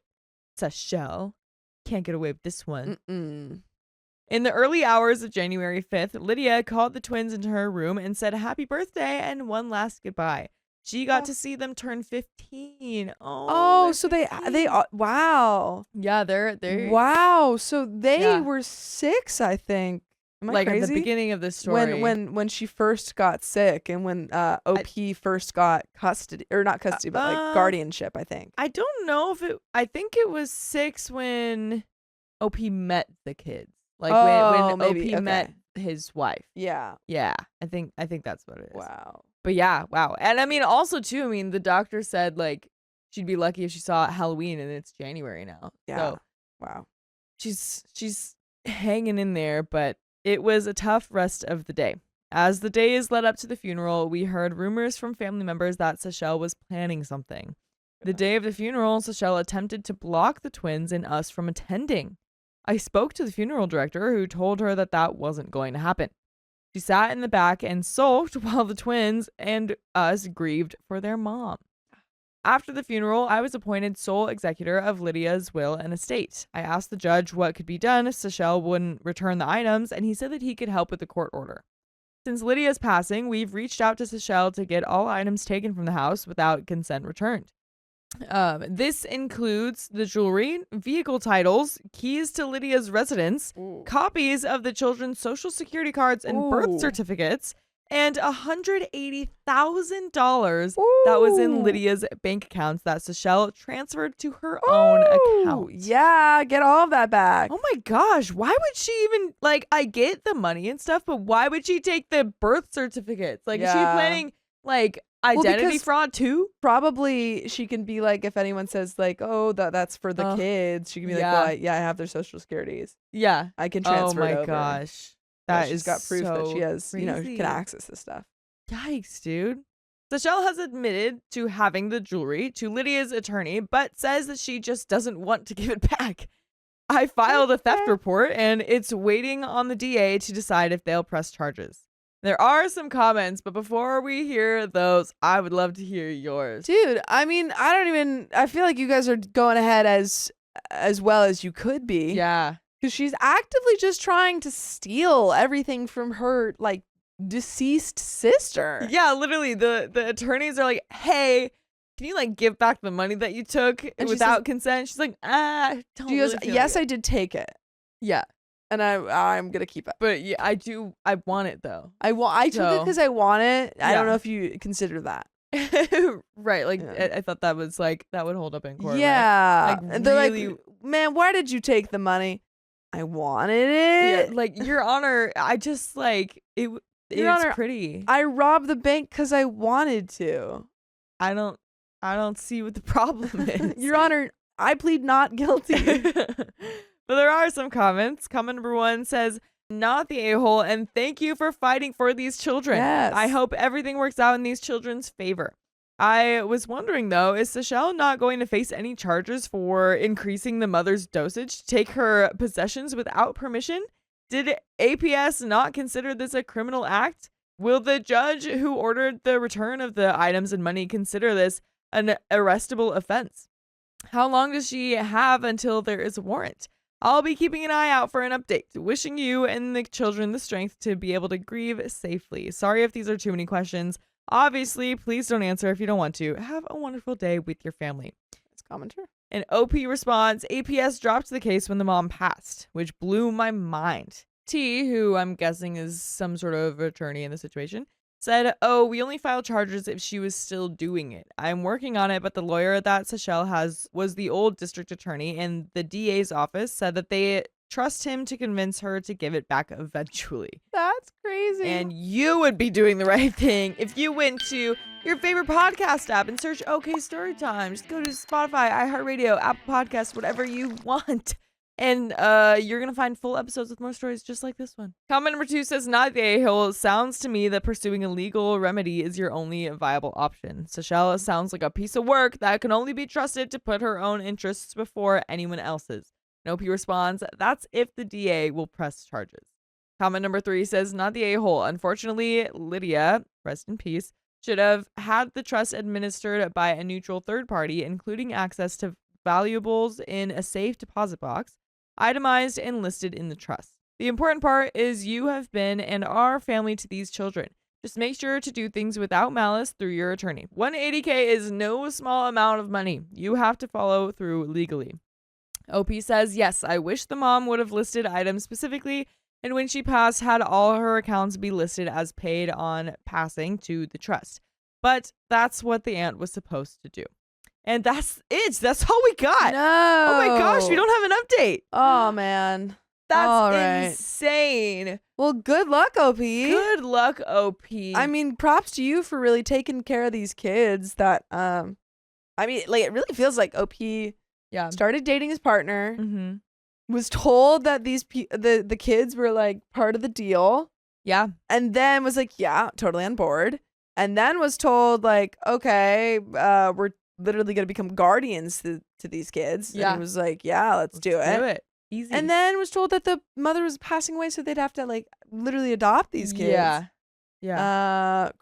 A lot, but you're Going- doing really well. You're definitely doing the right thing. The guy I'm talking to is already taken, and he kept it a secret. That's cheating. I, 19 female, met Kieran, 22 male, in late May 2024 on a dating app, and we hit it off immediately. I've never clicked with anyone so fast. Important context, we discovered he went to high school with my cousin Molly and was friends with her. My uncle was actually one of his favorite teachers. By the way, this comes from Cautious Koala 1361, and if you want to submit your own stories, go to the r/OK Storytime subreddit. I'm Sophia, I'm Carly. I'm Angie. and we're here to give good advice goofily, but we don't have all the answers. We only know what we'd do, so let us know what you would do in the comments. And OP says, after getting my number, we texted non-stop for nearly 2 weeks, with nightly FaceTime calls lasting 7+ hours. He was extremely flirty and overtly romantic. I'm sensitive to love bombing, but this felt different. Maybe that was my mistake. I asked Molly about him, and she had nothing but glowing things to say, as did my uncle. We spent one perfect day together in person before everything went south. When I asked where he saw things going, he sent a long message saying he didn't want a relationship because he was working on himself and couldn't commit. He apologized, said he didn't mean to lead me on, and added that he could still see us ending up together. He just asked me to be patient and myself. And at that point, if you don't want a casual relationship, you say no. Right. It sounds like you don't want a casual relationship, so you just gotta end it. I know how naive that sounds now. I told him it was okay, then sent screenshots of the sweet things he said and told him not to say things like that if he didn't mean them. I figured we were done. I cried, felt disappointed, and started trying to move on. But he didn't leave. For the past year, Kieran and I have had consistent, frequent contact. We got to know each other incredibly well. At first, I was fine with just being friends, but a few months in, he started flirting again. I completely fell for him. He's got the most incredible mind, sensitive, kind, stubborn to a fault, sharp, witty, and incredibly hard worker. And a cheater. He's curious, passionate, logical almost to a fault, Maybe the fault he's a cheater. and ridiculously intelligent and a cheater. He made me see things I didn't know I wanted in a person. He challenges me intellectually and spiritually, makes me want to grow. When I had major back surgery, he sent the sweetest messages in the hospital, reminding me I was beautiful and saying he hoped it would help. When I spiraled, he grounded and reassured me so easily. I've never met anyone like him. Here's a timeline of some moments that stood out. October, at a football game, I mentioned it was cold. He replied, I could warm you up with a hug if I was there. November, after losing friends over the election, he went on about how amazing I am and how grateful he was to still have me. December, he'd send a random text like, hey, just wanted to let you know you're beautiful. Are these the good things that you're telling us about him? Is all the good things he does Just tell you that you're beautiful? giving you attention? She's like, he compliments me. So he must be the one. When I once joked, Mr. last name, is that sarcasm I'm sensing? He replied, why, yes, darling, it is. Is that supposed to be like really impressive? Guys, he Oh my called me God. darling. He's so funny and charismatic, guys. I can like overlook the cheating because of it. He responded to an Instagram story with, you're blushing. I said I was hot, temperature, and he replied, very true. Girl, I can't this tell- is cringy. Do we have their ages? I don't know. Because this is crazy. I think Maybe maybe in what the she's original saying is title. that this is proof of him flirting, which is true. For He's sure. for sure flirting. And maybe I if just that's what hope she's this isn't saying. proof of him Yeah. being like a great guy. I hope not, because it's just Oh. proof that he's flirting. They're in their late 20s. No. This Oh, is like guys, high like, school caught it. behavior. Yikes. Like high school style flirting. OP. OP. April, he noticed I dyed my hair darker and called it cute with my blue eyes. He said I was as gorgeous as ever and joked he was surprised I hadn't swooped up yet. For his birthday, I sent a list of 22 things I love about him and a cameo from a TV creator he admires. May, he called late one night just to talk, got concerned about me being outside alone, and kept repeating someone could snatch me up. Specifically, he could. We joked about going blind, and he said if that happened, he'd never see my smile again. I accidentally mentioned I had a photo album of our screenshots. When I joked about him dating Molly just to see my uncle more, he said, no, I think I'd just date you. Yeah, so I guess this is just proof that he's Like, flirting with her. I know, but it also just has these underlying tones of like, isn't that so sweet? And it's Yeah. it's hurting me. It hurts me. June, July, more flirting. When I had a crisis about going back to blonde, he begged me to stay dark, calling it super gorgeous with my eyes. He reacted to another story with, your eyes, wow, wow, and starry emojis. He started writing a book and sent me chapters as he finished them. Even added me to the doc to leave edits. I poured my heart into my feedback, praising his mind and his talent. One night in late June, he FaceTimed me close to midnight for help with dialogue. We stayed on long after we finished, and he eventually fell asleep on the call. But his reactions to me flirting back got weirder. I asked him if it made him uncomfortable and said I could stop, just trying to match his energy. He replied, that's not what I want to have happen. You can say those things, I'm just bad at taking compliments. Still, things felt off. I asked if I was actually going to see him again or if that had just been a hypothetical. No reply. The next day, he messaged me with a subject change. When I called him on it, he replied, I don't have an answer. That night, I accidentally sent a long message I'd been drafting and immediately unsent it, but he saw. The next day, I said, screw it, and sent it anyway. I told him I didn't understand why he'd still talk to me if he didn't want anything real. Pretending didn't protect my feelings. I gave him an out, which I'd done twice before, and he never took. The conversation was awkward and tense, but we ended up bantering again. He left me on delivered, but I noticed he'd saved a voice memo from 2 months prior, meaning he'd been scrolling back through our messages. Then Instagram suggested a profile, Veronica, 23 female. Her picture was of her and Kieran at a wedding reception. My heart dropped. It was immediate physical pain. Oh, we didn't know yet. She's just finding out that there is another woman. I searched Facebook and found more. The photo was from June, less than a month old. I found another from August of last year, 2 months after he told me he was working on himself. Then I remembered a Facebook post from December, him tagged at a family gingerbread party with his parents, sisters, their partners, him and her. That same week, he was texting me, calling me darling, and telling me I was beautiful. I sat in shock for 6 hours, replaying everything from the past year. I desperately looked for proof they weren't really together, clinging to silly details like her profile still saying single. At 4:30 a.m., I posted a vague, cryptic story. Kieran was the only one on my close friends list. Not in a manipulative way, I just often shared things meant for him. All right. He texted the next morning, you good? I replied that I wasn't. When he pressed, I explained I saw a profile pic that made me question everything. He asked, who? And I said I didn't know how to answer, mirroring how he had avoided answering when I asked if I'd ever see him again. He got cold and short. Even without confirmation, his reaction felt selfish, considering I was obviously hurting.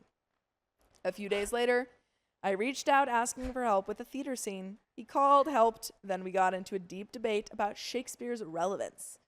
Ironically, he insisted he never related to a Shakespeare character, right before making an offhand comment about maybe being married next year. That was my opening. I asked if he was dating someone. Suddenly, his teabag was the most interesting thing in the world. When I asked again, he said yes. I asked why he never told me. You never asked. I'm sorry. I didn't know when I found someone on a dating app. My first question had to be, hey, are you in dating a someone? relationship I should know about? Yeah, he's like, you never even asked me about my relationship. That's so rude of you. I asked how long they'd been together. He dodged that. No straight answer, and I ended the call soon after. His discomfort with my tone shift said it all. That night, I couldn't sleep. By 4 a.m., I'd written and sent a message laying it all out. I told him this wasn't appropriate behavior from someone with a girlfriend. I brought up the flirting, compliments, calls, his I just ate you line from 2 months ago. I pointed out the emotional intimacy of sharing his book and letting me pour my heart out to another girl's boyfriend. That he knew I loved him and still told me, you can say those things. I called it emotional cheating. It's been 2.5 days. No response. Do I tell Veronica? I feel like Jean Valjean. If I speak, I am condemned. If I stay silent, I am damned. Yeah, that's how she feels. Condemned to lose him forever and be seen as the villain. Damned for letting another girl suffer in silence the way I did, just like Jean Valjean. Tell the girl and block Yeah. him. Yeah. My aunt and friends say I should tell her, but what if she thinks I'm crazy? Maybe she knows about me. Maybe he's just like this with everyone and she's okay with it. Girl, you have proof. Just send it to her. Yeah, but even if she knows of me, I doubt she knows what he's saying to me behind her back. By the way, you should listen to full episodes with stories like this behind our back. Just go to Spotify, Apple Podcasts, or iHeartRadio and search up OK Storytime. But there is a little bit left to this story. Any final thoughts? Tell his girlfriend. Yeah, tell his girlfriend you got enough proof. Even if, I don't know. That was good. That's enough. You don't need that much proof to be like, yeah, he's been texting me for months. I didn't know he had a girlfriend. And then, like, okay, if she knows about it and she's fine with it, that's that. yeah, and then you I go. say You've still done your block her. job. I need perspective. Was this really as bad as it felt, or would Veronica see the screenshots and think it was nothing? My friends are on my side, but maybe they're biased. I want to be a girl's girl, but I'm scared I'd just be making it worse. I mean, you will be making it worse, but in the long run, you're making it better. She needs to know. Does it make me awful that my first instinct is to stay quiet? No, but it would make you not great if your second instinct was to stay quiet. That some tiny part of me still loves him and hopes he'll come back someday. You don't love him. You don't love him. I'd never sabotage their relationship. You're not sabotaging it. He ruined it. He's cheating on his girlfriend. But if it ended naturally, am I disgusting for not wanting to burn the bridge completely? I don't want to be the obsessive teen who read too much into nothing and tried to blow up someone else's happiness. I'll tell her if people say I should. I want to do the right thing. He was on a dating app. I'm going to be so real. I am leaning towards you would be the a-hole if their relationship ends and you date this guy. I agree. But am I the a-hole for being tempted to just leave it alone? You're not the a-hole, but don't do it. You're not the a-hole for being tempted, but just don't do it. That's the end of the story. Text the girlfriend, say, hey, met this guy on a dating app. We've been flirting. Didn't realize you were in the picture. Sorry. Then leave it behind. Block him. All that. My friend invited an extra person on our trip, but doesn't want to pay for her. It's all right. You can take in the bags. You can clean and cook for me then. Here's the story. Basically, my friend, let's call her Ashley, and I are going on a trip with 3 other people. Jess, Emily, and Sam. Sam mentioned. Ashley and I were discussing what the cost of splitting up prices was going to be like for the hotel.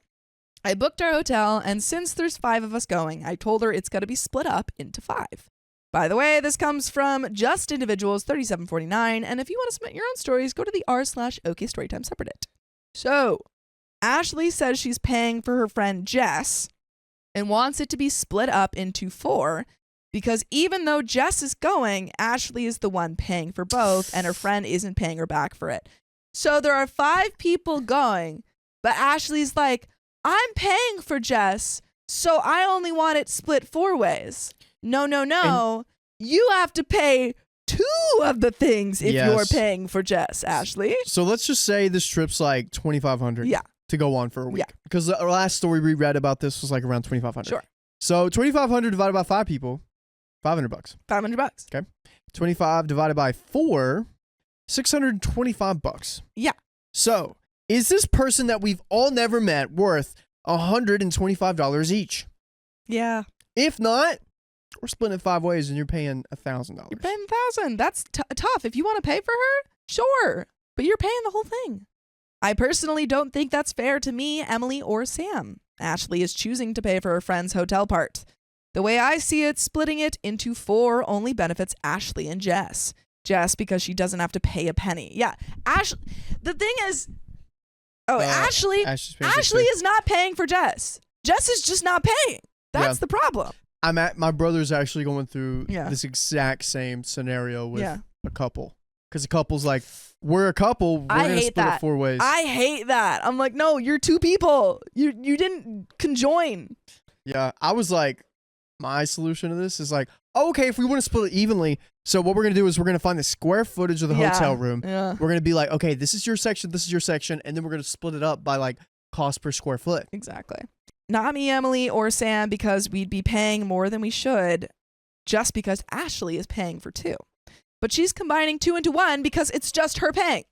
If this is confusing at all, here's a mini breakdown of fake prices. But we've already done this, so. Yeah, but I mean, we can give her fake prices too. Total of hotel, $100. 5 people equals 5 payments, $20 each. How Ashley wants to do it. 5 people equals 4 payments, $25 each. Because she's paying for 2 people, including herself, but she's only counting them as one. That would mean me, Emily, and Sam have to pay more than what we're supposed to owe. I don't think this is right. Now, let's just give Ashley the benefit of the doubt. Yeah. Maybe she missed like 8th grade math. Yeah, maybe she's just bad at math. And she doesn't know how this works. She's like, no, it's the same. You guys don't get it. Yeah, I think just sitting down with her And running what you just said over with her, you with, know? like a whiteboard. Yeah, and you're like, okay, Ashley, here you go. and you can use like cows, like, so there are 4 cows. Yeah. And they have to eat this much You grass. take 1 cow away.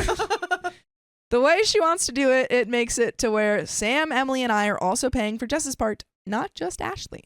I'm pretty sure Ashley is upset with me because I told her that it needs to be split into 5 to make it fair for everyone else. And she's not really been talking to me, so am I the a-hole. And there are some relevant comments. Commenter 1 says, not the a-hole. What are the sleeping arrangements? Could hinge price on that. Who's on a bed, a couch, sharing a bed, etc. OP says, I believe it's 2 full-size beds and a sofa bed. Ashley and Jess would be sharing a bed because they're closest with each other. We haven't decided the rest of the sleeping arrangements yet, though, but 2 on the other bed and 1 on the sofa bed, most likely. Commenter 2 says, not the a-hole. To your logic, yes, Ashley should be paying $40 while the rest of you are at $20. I have to ask, though, is your friendship worth whatever the real additional amount you 3 would have to pay? Is it worth it? Also, is she just paying for Jess for the hotel, or is all split cost items for the trip? OP says, I've talked to the others, and they're not comfortable paying extra either. And they don't know Ashley very well. I'm not going to make them pay for someone they don't even know. Ashley did say it's just for the hotel that she's paying for Jess, but that might change in a couple of months when our trip actually takes place. Who knows? But my main focus right now is the hotel. OP has mentioned a few times in the comments about the prices listed.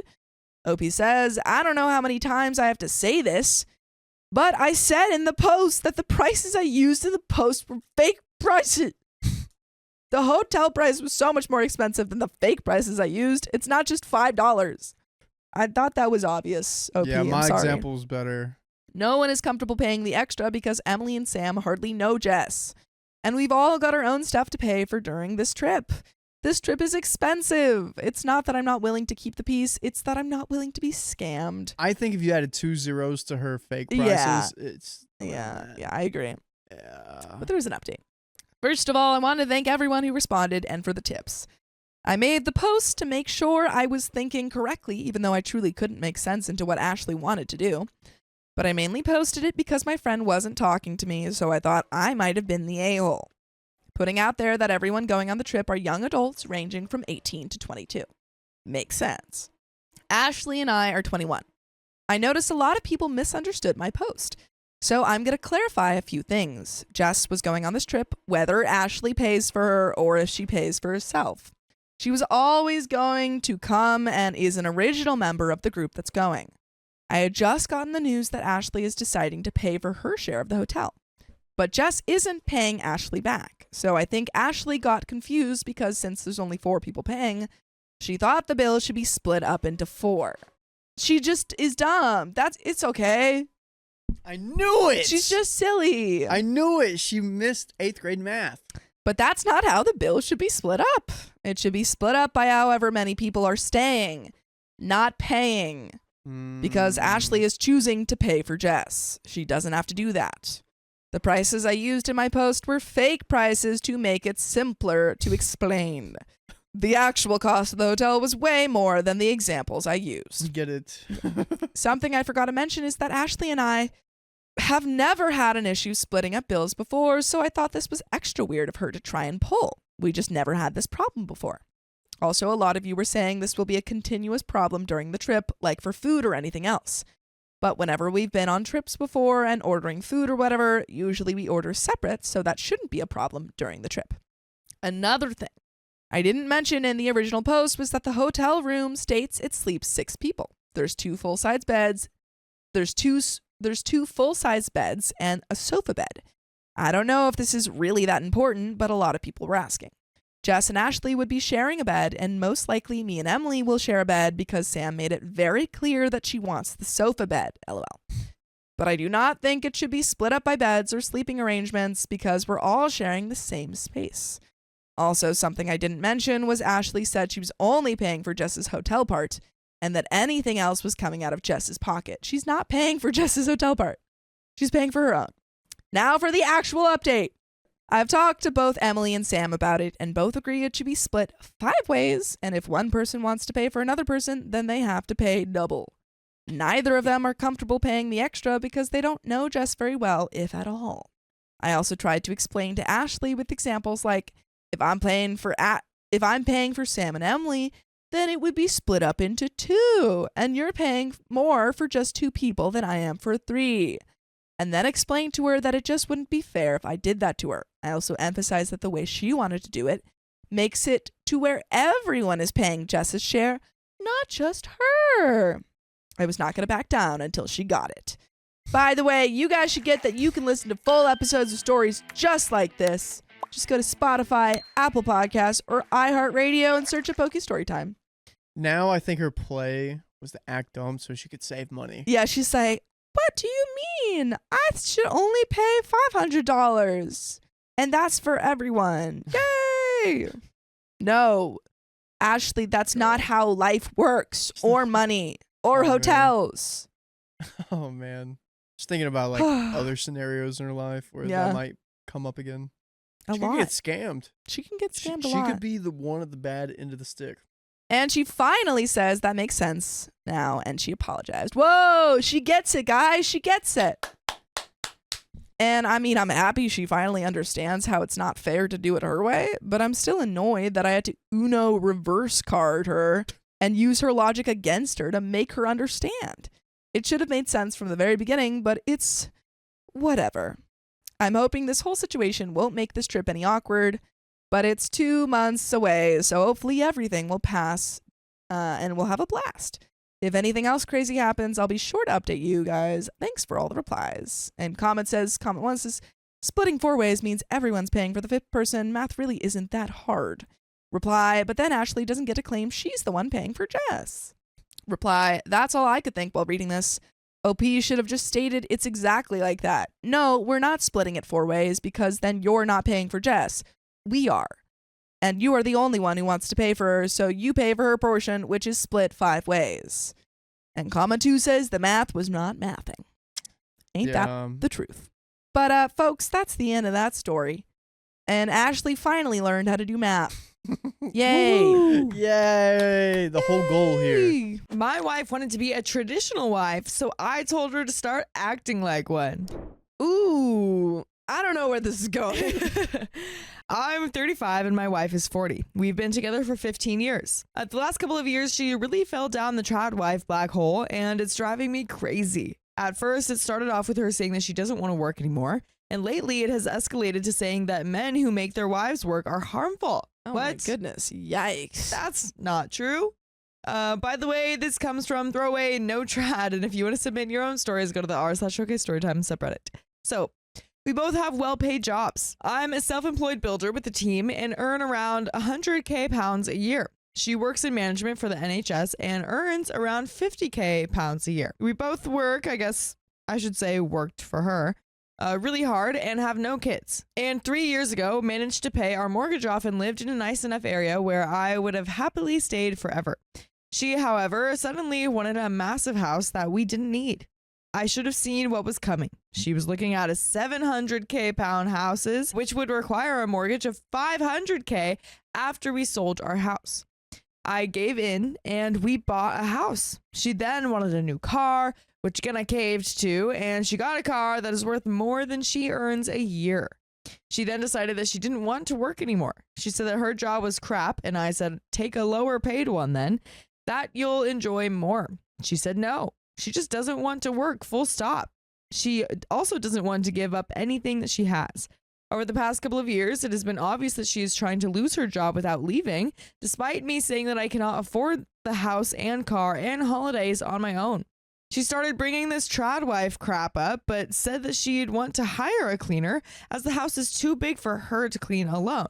And she prefers my cooking to hers, so I would still do all the cooking. She doesn't want to be a trad wife. She wants to be just do nothing. Yeah. Lounge around. Yeah, she wants to have a boring She's life. She doesn't I do want anything. to be a trophy. She wants to be a trophy There wife. you go. That's what she wants. Yeah. That's different. Exactly. So I said, you basically want to dress up pretty and bake the odd cake? And she stormed off and said, I didn't get it.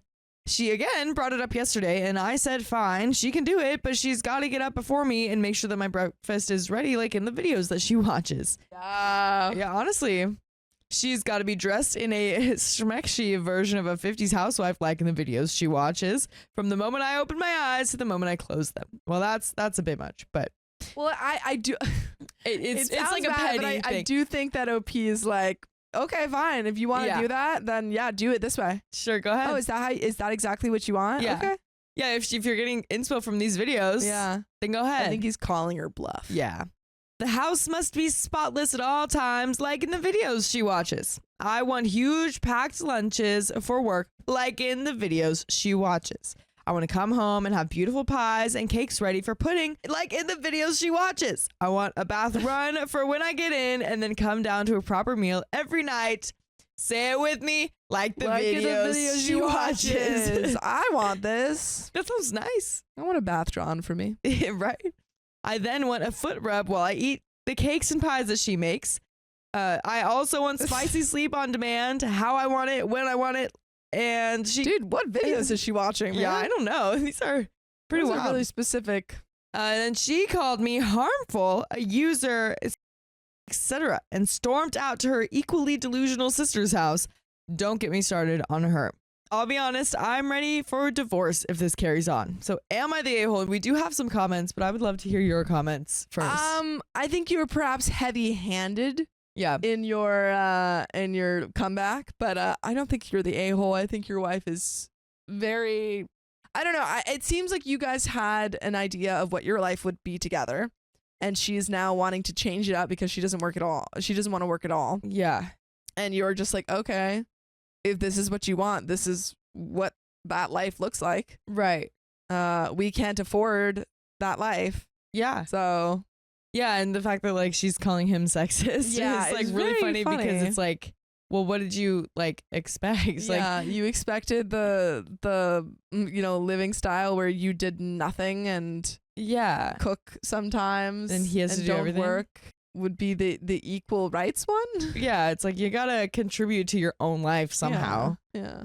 But there are some comments. Pomegranate No 9003 says, at least you don't have kids, so divorce is easier. Probably best to do it while you're both still earning well, so there's no question of alimony. Forgot to add, obviously not the a-hole. In a traditional household, women don't make no contribution. Their contribution is through domestic labor, while men provide financial value by going out and working.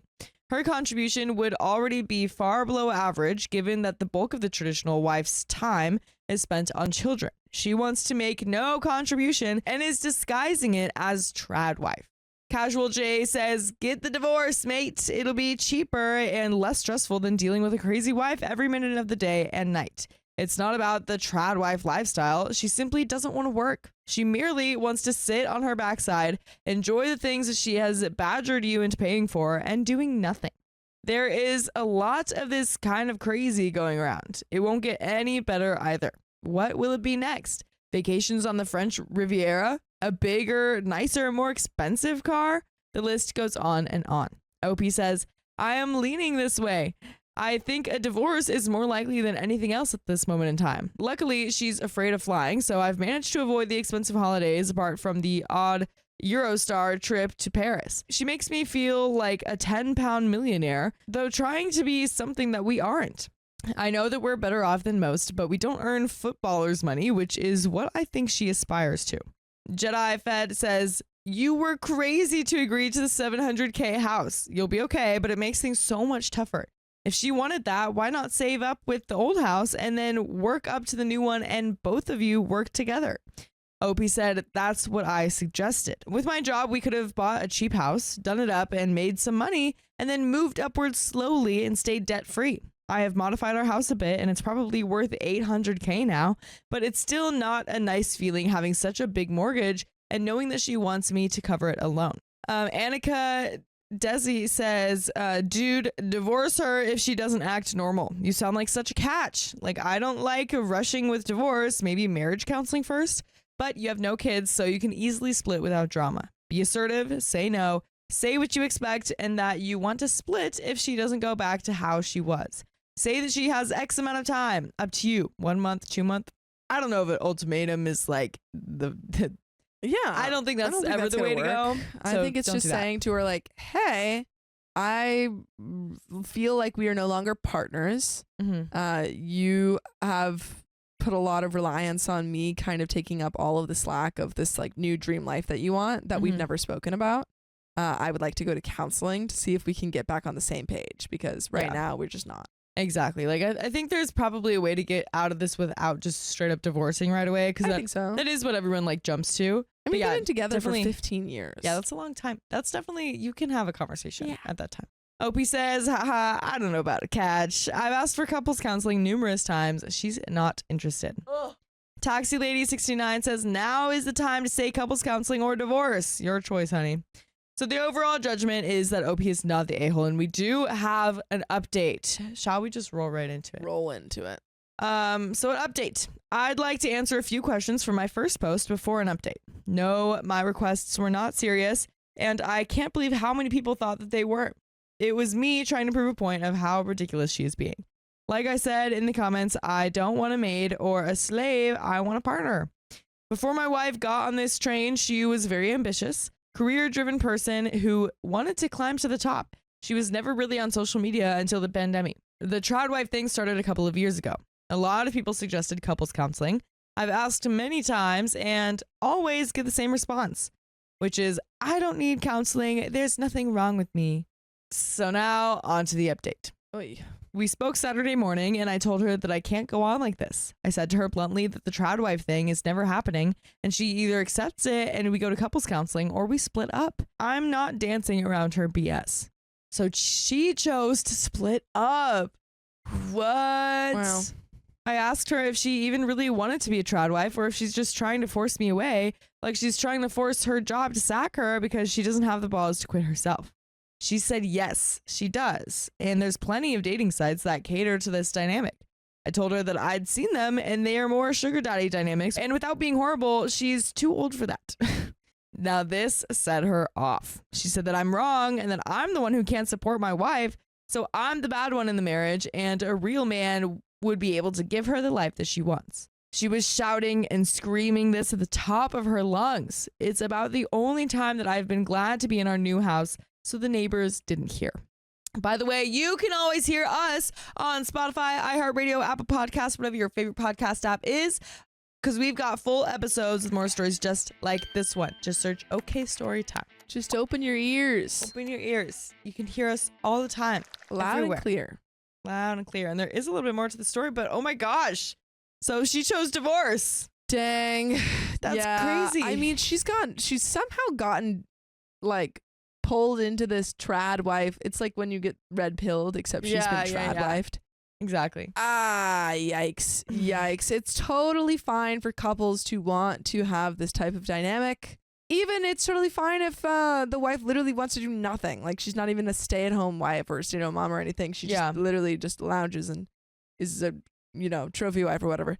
That's fine if you've agreed on it as partners prior. Yeah. But you haven't. You have been living one way for 15 years and then she all out of the blue was like, well, I'm going to change this up and you have to do what I say or you're not a real man. Yeah, exactly. Like that what she's accusing him of is so incorrect and just grasping at straws to insult him. Truly. But there is a little bit more. I got a bit petty at the real man comment and said, you can't cook, you can't clean, and you don't have spicy sleep. What part of being a trad wife do you offer? I then stole a comment from my last post and said that she doesn't want to be a trad wife. She wants to be a trophy wife. Literally just what you said. What I said. Whoa. He was listening to you. Yep. She just said, I'm unbelievable and has gone to her sisters again. I'm going to take the next couple of weeks and start talking to a divorce lawyer to see what this entails. Then once this ball got rolling, I'm effing off to Portugal for a couple of weeks by myself. There are some comments. Zealous Ideal Group 559 says she's 40 and in the UK, where there isn't a conservative trad wife / trophy wife culture. She's going to be divorced and on benefits in a crappy bedsit. Take care of yourself, OP, because she's intent on blowing up her life for some reason. Harvard diplomat says, you can't cook, you can't clean, and you don't have spice to sleep. What part of being a trad wife do you offer? LMAO, that is some serious burn. And that is the end of that story. Wow. Good luck, OP. Good luck, OP. I mean, props to you. I think you went about it the right way. Yeah. You know, you asked her what was up and that it wasn't Tried to happening. get her to see. Exactly. You offered counseling. She denied it. You asked her if she wanted to be in this relationship if she couldn't be a trad wife because she would have to contribute. Like, you're absolutely in the right, OP. Yeah. And she's said no. She said no. That's on her. That is on her. So that is the end of that story. I refuse to invite my friend to my wedding because she might cause a scene. Is Meryl Streep in it? Uh-oh. By the way, this comes from a r/OK Storytime user. Let's go.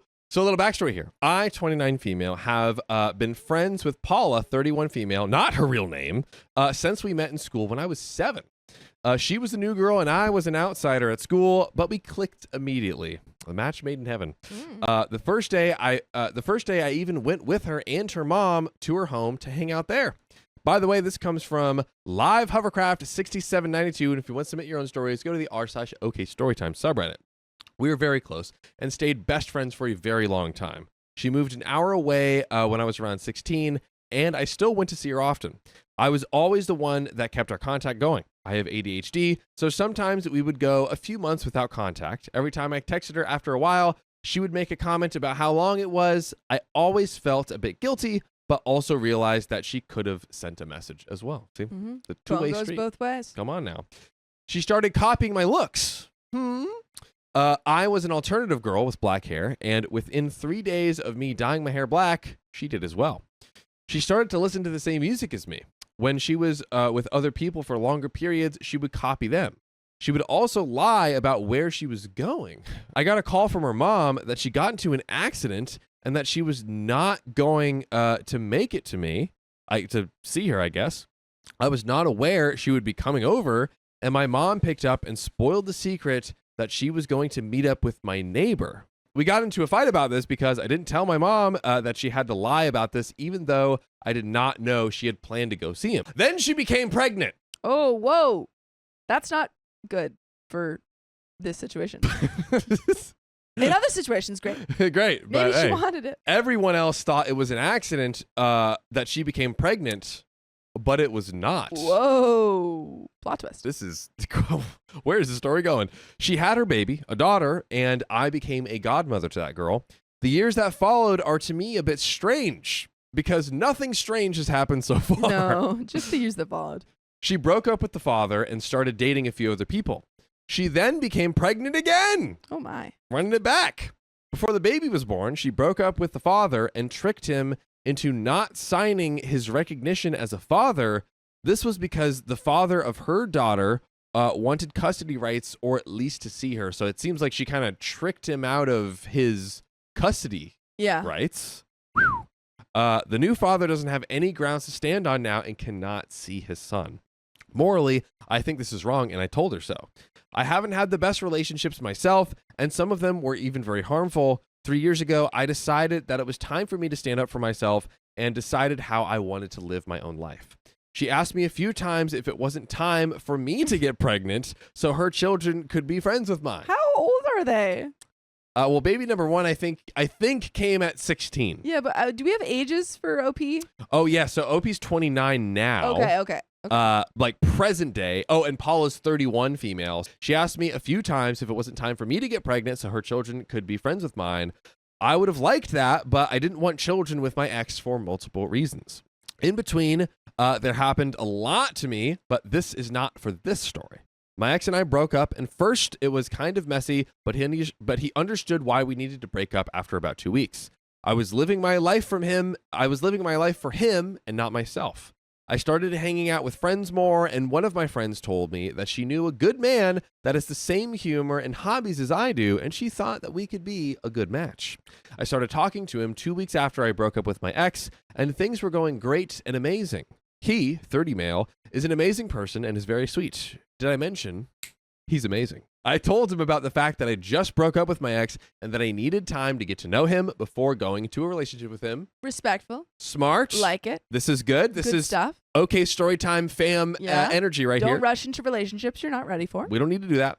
He understood, and I promised him that when I was certain that this wasn't just a rebound, I would let him know. Communication. We love it. I did not want to fool him or myself for that matter. We both had good communication about this and both knew what we wanted in life. We did not want to waste time on some random hookup, but truly wanted something that would last forever. We kept talking with each other and meeting up. I told Paula about him, but she got defensive right away. Said, I don't want you to get pregnant anymore. I'm done. You can't have a You partner. missed your deadline. She said that I shouldn't be thinking about men in general and needed a few years of healing before I went back to dating. A little side note here is that since her last baby daddy, she dated about 12 different men, so I couldn't take her very seriously on this. I'm sure she waited a respectable month between each of those men. Oh, exactly, yes. When I made my relationship official, she texted me, "You cannot be serious that you already have a new boyfriend." Paula. Maybe we keep our mouth shut. In which I responded with, "I understand that it seems fast, but I truly love him and he treats me right." She said that I should be in control of the feelings I have and that it is unacceptable that I love him. You're not allowed to love him. I have to be in control of your feelings. Because that's just a joke. You see, love is not real. Oh, Paula. According to Paula. I could not know how it would feel to love someone, and I should know better than loving someone I just met. She advised me to break up and come stay with her for a year so I could learn about life. Paula's going to teach you all you need to know. Dude. Welcome to the school of Paula, where we get pregnant, and that's kind of it. What is this insanity? Paula. She surprised me with this reaction, but I told her that I'm not going to waste my life looking for someone else when I feel like this is going really good. Stop responding to Paula. Right. This is like when you someone's trolling you and you're like, actually, that's not very fair. Yeah. And they're not listening. They're just going to They're keep not thinking reasonably. They're going to keep going crazy. Yeah. I understand that she was worried, but I believe that could have been worded in any other way. Like I didn't deserve happiness and love and should live like she does. She sent me a YouTube link with a song that basically made me feel like she was sending this to let me know that I believed in fairy tales and am a naive, stupid person. Please tell us what the song is. I also think there's a little bit of jealousy going on, but I can't confirm. I used to have contact with her mom and sister, but since we haven't spoken in so long, that is no longer the case. I think that is very unfortunate because her mom felt like my like a second mom, and sometimes I liked my interactions with her mom more than the interactions I had with her. Wait, are you telling me that you enjoyed interacting with her mom more than the person who said you don't deserve to be in love and you should just live with me for a year as my apprentice? I don't know how that's possible, John. Maybe the mom was offering to let her live with her for 2 years as her apprentice. Probably. That has to be what it was. She probably told OP to not be in a relationship for another 6 years. Gosh, what great advice. Yeah. The last thing I heard from her was that she was dating a dealer from her apartment complex and that she really wanted love. Card dealer? I do not think that this was a smart idea, but because we weren't as close before, I kept my mouth. I truly hope she has peace now, but this is because I want to see her. I want her kids to be happy. I know she has been manipulative in the past towards me and others, and I hope that she treats her children well. They don't deserve to be treated like crap. Not gonna lie, my hopes aren't through the moon for her parenting abilities. My hopes are pretty low. I am now 3 years together with my boyfriend, and we are getting married in October this year. Wow, you're rushing it. You're rushing it. Wait another 6 years. 3 years? Girl, try 50. Yeah. Yeah. Oh, what are you doing? He is truly the love of my life. And before him, I didn't believe in soulmates, but now I do. Love doesn't exist. he treats me with respect. Now, I haven't spoken to her in 2 years because I tried to speak with her about a year into my relationship. She made me out for a clown, and we haven't spoke since. For a second, I thought it was she made out with a clown. She made out with a clown. She dude. went from a card dealer Yep. to a clown. As far as I know, she is still single and lives alone with 2 kids, and her mother lives in the apartment above her. I do not agree with the way she's raising her kids because the daughter likes pink and the mom hates pink and thinks it's a shame because she became this way. I also want to add that her daughter was 4. When her daughter was 4, I bought her a pillow and a teddy bear to sleep with because she didn't have that.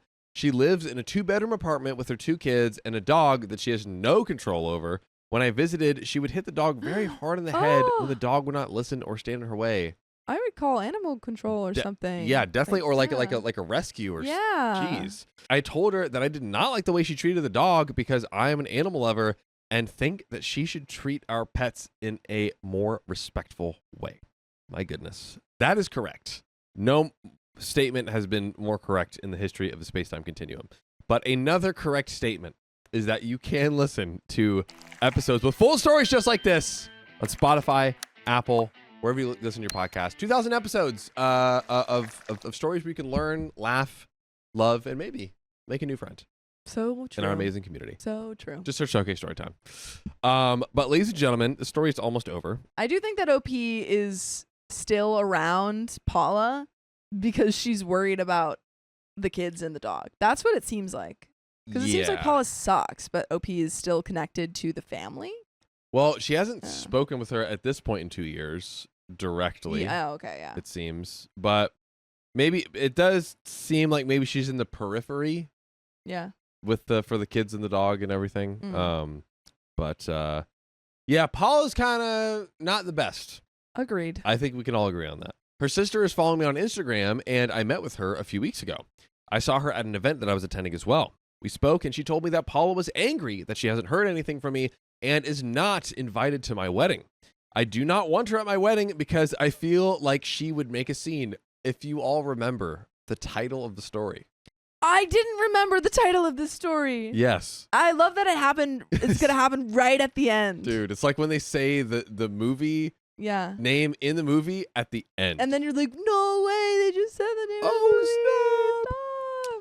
She does not know when, where, and how I'm getting married, and I would like it to stay that way. So am I the a-hole for breaking our contact, even though it was always me that messaged her? She is not blocked, so she can send me a message. I have been blocked from her Instagram and Facebook. Thank you in advance. So let's answer this question. Sophia, is OP the a-hole for stopping, basically going no contact? Girl, you'd be the a-hole if you didn't. You absolutely go no contact. Yes. Stop contacting her. Yeah. All forms. Stop it out. I told my friend why women don't like him, and he didn't take it well. They're just not that into you. My friend, who I'll refer to as Nathan, 25 male, has had horrible luck with women for a very long time. He does have a bright future ahead of him, though, in regards to a career. He's just graduated college last year and is currently in law school. By the way, this comes from user special ad 2872, and if you want to go submit your own stories, go on over to the r/OK Storytime subreddit. So, however, my friend has been homeschooled his whole life and does all of his college courses in law school online, not in person, which leads me to the next point. He's never had a girlfriend, never been out on a successful date, is still a Virgino, and low-key doesn't have many friends in general either. All that to say, his social skills are really underdeveloped. His only real socialization was with older people like parents, grandparents, and other elder people, and me, who met through family friends. So he was kind of raised in a very sheltered environment and doesn't have anything in common with anyone his own age, let alone women his own age. Nathan has had multiple girls his family introduced him to starting in 2021, all the way until now, and they've been trying to get them to give him a chance, but they end up just not liking him. I really hate to not be on his side and support him through his constant rejections from multiple girls, but it's gotten to a point where all these girls have the same complaints about him. Nathan is about 5'2", and body-wise, very skinny/petite. He is also starting to go bald and has no bodily strength whatsoever either. He starts shaking just from holding a grocery bag. I hate to sound rude, but the truth is the truth. He is built like a little girl, and has the hairline of a father of 3. While I understand height can't be changed and not necessarily his hair either, he can at least start working out and possibly add some weight or muscle to give him some manly appearance. So I mentioned him doing this with me in general conversation with him. Whenever I go to the gym, I tell him to come join me as a hobby or just to be my gym buddy. He declined numerous times, and the one time he did go, he struggled lifting a 10-pound weight, so he stopped going. Okay, whatever. The way Nathan dresses is very grandpa vibes. Tucks in the shirt, dress pants and slacks, and dress shirts on an ordinary day, etc. I asked him, why doesn't he dress more comfortable day to day? Like a jogging outfit or a hoodie, some jeans, sweatpants. He should wear sneakers instead of Freddie Benson dress shoes every day. He doesn't think anything's wrong with how he dresses, and he wants to look professional since he's going to be an upcoming lawyer one day. I explained to him lawyers dress in suits and ties, not tucked in button-up flannels. And they also don't dress like that every day either, just when they're on the job. Sadly, he was not having it. Then it finally hit me. It's his dang personality, or the lack of it. All right, I'm starting you do not like your friend. I'm starting to feel like this guy is not, hey, this is my best friend and I want him to change. I'm starting to feel like this is not like, what this is. This guy sucks, and you're dunking on him. I don't think you we're don't helping. like him. We're not really helping him. No, you're just ruining his confidence. This is reading like a... If you told him any of these things, he's done for. He's going to be so sad forever. And then hopefully he cuts you off because you're not a good friend. Well, dude, if you can't carry grocery bags, you can't lift 10 pounds, you have work to do. That's a fact. However, this doesn't feel like the right way to help your friend it's not the motivation get through that. Needs. Feels like you took him to the gym and you were like bench pressing 200 pounds. You're like, just do this. Being like, dude, like what? Oh, you can't even lift 10 pounds? What's wrong with you? And he's like, please stop. It's too much. Yeah. See, I'm not trying to talk down on him, but if we're going to go by objective reality, he has the personality of a brick. I've seen with my own 2 eyes how he talks to girls, how he acts on dates, etc. He cannot make a conversation to save his life. He's not funny either and has 0 charisma. He is a literal mute on all double dates and one-on-one dates he's been on, and it's so painfully awkward to watch. It's not like the girls aren't trying either. I've managed to get him dates. However, they go nowhere due to his sheer lack of confidence, personality, or interest. When he talks to a woman, it's like all that he knows how to talk about is just school. And if it's not school, it's just radio silence. Or some crap that only boomers would understand or care about. I've also noticed how every time him and I go out somewhere, and I'm not sure if it's due to his size, he is scared and flinches whenever people walk past us, and he's always afraid that doing anything or going anywhere fun or interesting is too wild or dangerous from him. For like concerts, bars, amusement parks, etc. So I did it. He whined and whined, kept being full of bitterness, complaints, and negativity, talking bad about women and saying they never want good men and they only want players or good-looking tall guys. I ended up telling him straight up that the reason he doesn't get anywhere with girls is because he's a dork. I told him I don't care if he's a dork since I'm not the one dating him, but that girls crave excitement, fun, or at least someone they can talk to about anything or have fun experiences with, etc. I told him he refuses to change anything physically about himself, and to top it all off, he won't even make himself at least interesting or fun to be around, and he is completely dull. That is why he can't pull or keep women in his life. He then got mad at me and accused me of picking on him, making fun of him, and that I'm holding his life circumstances against him. No public school or socialization, to which I told him I'm not, and I wish I was just saying nonsense, but I'm telling him the truth. I explained to him that his lack of social skills and appearance isn't necessarily his fault. However, if someone's giving you advice on what's stopping you from getting where you want to be and how to change it, you should take that advice and quit complaining and just thinking everyone should accept you as you are because, newsflash, we all have flaws. I told him that if he wants to get somewhere with girls and not have constant competition, then he needs to have something to make up for it because there are plenty of lawyers and future lawyers in the world, and simply saying, I graduated college isn't going to make someone have a connection or attraction to you. He told me I'm jealous that he's getting somewhere in his life academically and that other girls are the problem for not seeing his worth and future success, and that if that's not enough for them to be with him, then they're the ones not good enough for him. I have not talked to him since then, and I refuse to associate with someone who thinks I'm jealous of them for giving them constructive criticism to a problem they constantly complain about. My dad is saying I'm right, but also that it's probably an insecurity on his part and I should apologize and try not to be too hard on him. I feel like I shouldn't be friends with someone who can't ever see what's wrong with them or accept their flaws without crying about it and blaming others because that's just plain toxic to me. Am I the a-hole? I can't wait. Oh, there's no comments, just an update. Update. But I wanna want to know hear. the I want to hear your comments. breakdown on this guy. My breakdown on this guy, OP, is that he is, I don't know, maybe he made friends with this guy because it made him feel better about himself. He's like, here's this dude that I can dunk on, and I'm so much better than him. Oh my goodness, all of the girls around me are going to think I'm such a saint for hanging out with this poor schmuck. And they're all going to think I'm so nice for trying to get him dates. But he freaking sucks and I hate him. That's his mindset. I wonder if this is literally the exact situation that is laid out here, where OP is just like, check out this nerd. Gross. He can't do anything right. But then he's secretly like, I wish I could be a lawyer. I wish I could be smart and I could be a lawyer. I am jealous. I didn't know how to tell you. And then his friend's like, check out stupid over here who's all jealous of me being smart.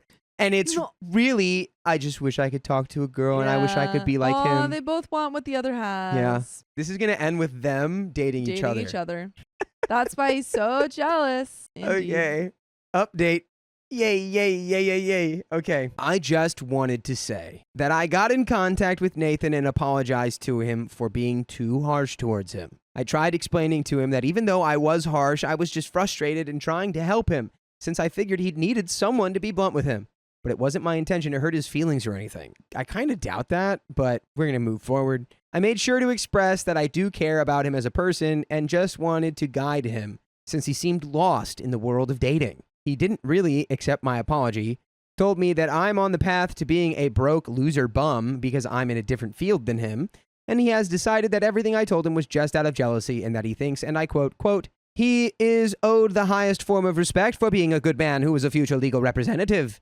And since I wasn't giving him that we should stop being friends. He also attempted to tell me that I should watch out from disrespecting him because in the future my life will be in his hands and he'll have the power to put me in jail. Oh. I know this guy. He's like, yes, you wait. One day I'm going to be a lawyer and I'm going to arrest you. I do know this guy. Yeah. I went to school Personally? with this guy. Yeah. And I was wondering in 7th grade, I'm like, why doesn't anyone like this guy? I was like, I'm going to try to be this guy's friend. Then I tried to be his friend and he went like, and he spit on me and stuff. And I was like, oh, maybe that's why no one wants to be this guy's Yeah, friend. sometimes people don't have friends because they kind of suck. Sometimes that's not the case. And people don't have to suck forever. No. Sometimes people do suck. And then they realize that they suck and they fix themselves. And it's probably coming from a lot of stuff. Doesn't make him a monster. No. But he's probably, Just this guy fixes is stuff probably little. scared all the time. Yeah. He's very weak physically. That's a scary thing to be. Yeah. He is not very well versed socially. That's horrifying. Yeah. This guy's probably living his whole life scared. Yeah. And when you're scared, sometimes you lash out. I assured him that jealousy and the highest form of respect definitely wasn't the case, but if that's how he feels, then so be it. At least I know I tried and did my part. I also wanted to answer some questions I've seen people leave under the OG post for some clarity. Yes, he's 5'2". Yes, he's very skinny and small. Every physical attribute I've mentioned and described is real. Some people thought I was over-exaggerating or just straight up lying, but I am not. For those asking me how he's doing college or law school online, he was studying online classes at the University of Florida. As for law school, I know which one he is doing, but I won't say for privacy purposes. As for why he's been doing nothing but home and online his whole life, it's because his parents are really overprotective of him. They were consistently worried about kidnappers, blah, blah, blah, even to this day. For those asking if his family's religious, yes, they are. However, mine is too, and many others. This has not stopped anyone else from growing into a different or better person, nor has it caused me or anyone I know besides Nathan to have a one-track mind. For those asking if he is autistic, he isn't diagnosed, so I don't want to say yes, but does he exhibit signs of severe autism? Yes, he does. The lack of social and self-awareness was a clear sign for me, but I don't want to label him that if I'm wrong. For those who mentioned how he plans to be a lawyer with no talking or social skills, I mentioned this to him during our last conversations. I told him forget about women and politely explained that he also needs to improve his communication and social skills if he plans to be a lawyer, because without that, he isn't going to make it very far. He told me he's got it all figured out, and as long as he gets that degree, that's all he needs to be an ultra-successful lawyer. I told him that's not how it works, and you quite literally have to be slightly manipulative and convincing in order to make a name for yourself, because what good is your degree if you suck at actually performing your job? He once again tried to tell me that I'm jealous and don't know what I'm talking about. But by the way, I know what I'm talking about when I tell you you can listen to full episodes with stories just like this one on Spotify or iHeartRadio or Apple Podcasts, or literally you can build your own podcast platform, and by tomorrow we'll have uploaded an episode to it. Just search OK Storytime, and you can listen to over 2,400 episodes. That's a lot. It's a lot. Wow. Man. Oh man. These you guys don't like each other. At the end of the day, you're not friends. Yep. That's the moral of the story. You guys don't like each other. You guys should be two parallel lines. Yep. From now on. Don't cross. Because you Ever. do not cross paths. No. Because No, y'all are just better off that way. Nemesis. This guy does. Both of y'all need guidance, though, clearly. Truly, yeah. Like someone needs to step in. You need a therapist, different therapists for each of you for different things. You guys should really just kiss. Yeah, just kiss. It'll fix everything. Okay. So, yes, after all that, I've accepted that our friendship is over, and I'm not sure where he's going to land in the future, whether in regards to romantic relationships or his actual career. And I was the only friend he had, so I do wish him the best and hope life doesn't humble him to the point of no return. I don't think he's a bad person, just out of touch with reality, and I hope that doesn't backfire too harshly on him. And that's the end of that story. There Yeah, I you mean, go. and that's all you can do at that point, I guess. My best friend turned my grief into her drama, and I finally snapped. What? Like a rubber band. Thanos. I, 20 female, have been friends with Ophelia, not a real name, 20 female, since 7th grade. We started off as those friends who hated each other but grew closer. Or so I thought. You see, we were put in a small class and the group circle was about 10 people. I thought Ophelia and I were going to hang on to each other, but she kept ignoring me for a more extroverted girl, so I just adjusted and went well with another girl of the group who Ophelia hated and still does. This is a Wow. messy way to start Wow. a friendship. Mind you, these girls were really different from us. My family and Ophelia's were more protective and hers were slightly more religious than mine. When the vid hit, we were in the 9th grade and didn't see each other for a few months. Then dissolved because of change of schools and that Ophelia and I weren't allowed to go out with those girls. And by the way, this comes from user Public Nebula 8028. So, I still talk to that girl I befriended. She's a nice fellow. I don't talk to the rest of the girls, understanding how they had belittled me and how they had ignored my anxiety issues and struggles because one of the girls had figured that she was bi and had a crush on our physics teacher. I was in peace without them. During the vid, Ophelia messaged me saying that she was fed up with those girls and we reconnected. Me, Ophelia, and a girl from the group, Sierra, got into the same high school. I genuinely liked Sierra, but Ophelia told me to ignore her because she didn't like her. I didn't listen, though. I kept a fair connection with Sierra even after she changed her school. For the next 2 years, Ophelia and I kept the connection since we didn't match with the girls in our new class. That is until senior year when a new girl, Tysa, joined and all of our classmates started picking on her because of her spicy sleep preferences. I really liked Tysa because she was nice and funny and we had so much in common, but Ophelia decided to dislike her too, probably because of her religious views on people who aren't hetero. And I've lost a lot of respect for Ophelia here. Yeah, that's really nobody's problem. Why do we got problems with that, huh? Again, I kept in touch with Tysa. I published my book in my third language in 2025. And Ophelia's honest reaction to this was, why would I buy it? I don't know that language. And then persuaded to buy a bag that cost 3 times more than my book. She's right, though. I mean, you can still buy it in support of, like, pricing, but... I imagine or maybe book she bought the sales. first 2 books. Ophelia and I happened to go into the same university in 2 different majors. She went for psychology, and I study English literature. We don't share classes, but we run into each other and sometimes have lunch.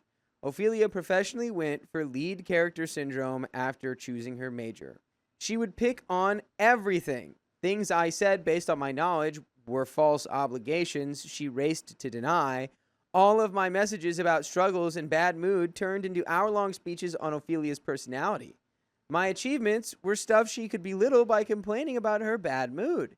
2 times, like after midnight, gremlins, she would message me saying that there was something bothering her. I panicked and told my mom about it. Then she opened my eyes to a fact. This was a one-way friendship. I was always the listener and the problem solver, the calmer, the person Ophelia could look up to because she's an only child. Of course, my mom suggested I set some boundaries, but what I didn't tell her at the time was that Ophelia is an evil manipulator. You need to walk on eggshells around her. She's not the kind of person you can easily open up to, not because you'll be judged, but because she doesn't care or remember and will quickly change the subject to something stupid. Her cousin, whom you don't give an F about, said. Heck, Okay. I know Ophelia's great aunts, but she doesn't even know my sister's name. I talk about my sister all the time. Ophelia is so self-centered that every small detail in life is a huge matter to her, except mine apparently. Like she once talked for 5 minutes straight about how the receptionist at the dentist got the card pin wrong. Oh, and she expects reactions. I'm not a reacting kind of person. All of my family and friends know this. But it's somehow unacceptable to Ophelia. My older cousin, Melissa, studies at the same university as I do, and she knows Ophelia. She and Ophelia dislike each other. Melissa thinks Ophelia is self-centered and dominant, and Ophelia just doesn't like cousin. No idea why. A shocker. Maybe because the She's cousin onto can her. call her on her BS. Right. I know you probably have understood how awkward I am at making friends, especially with guys, but I befriended a classmate of mine, Edgar, 21, whom I genuinely am fond of.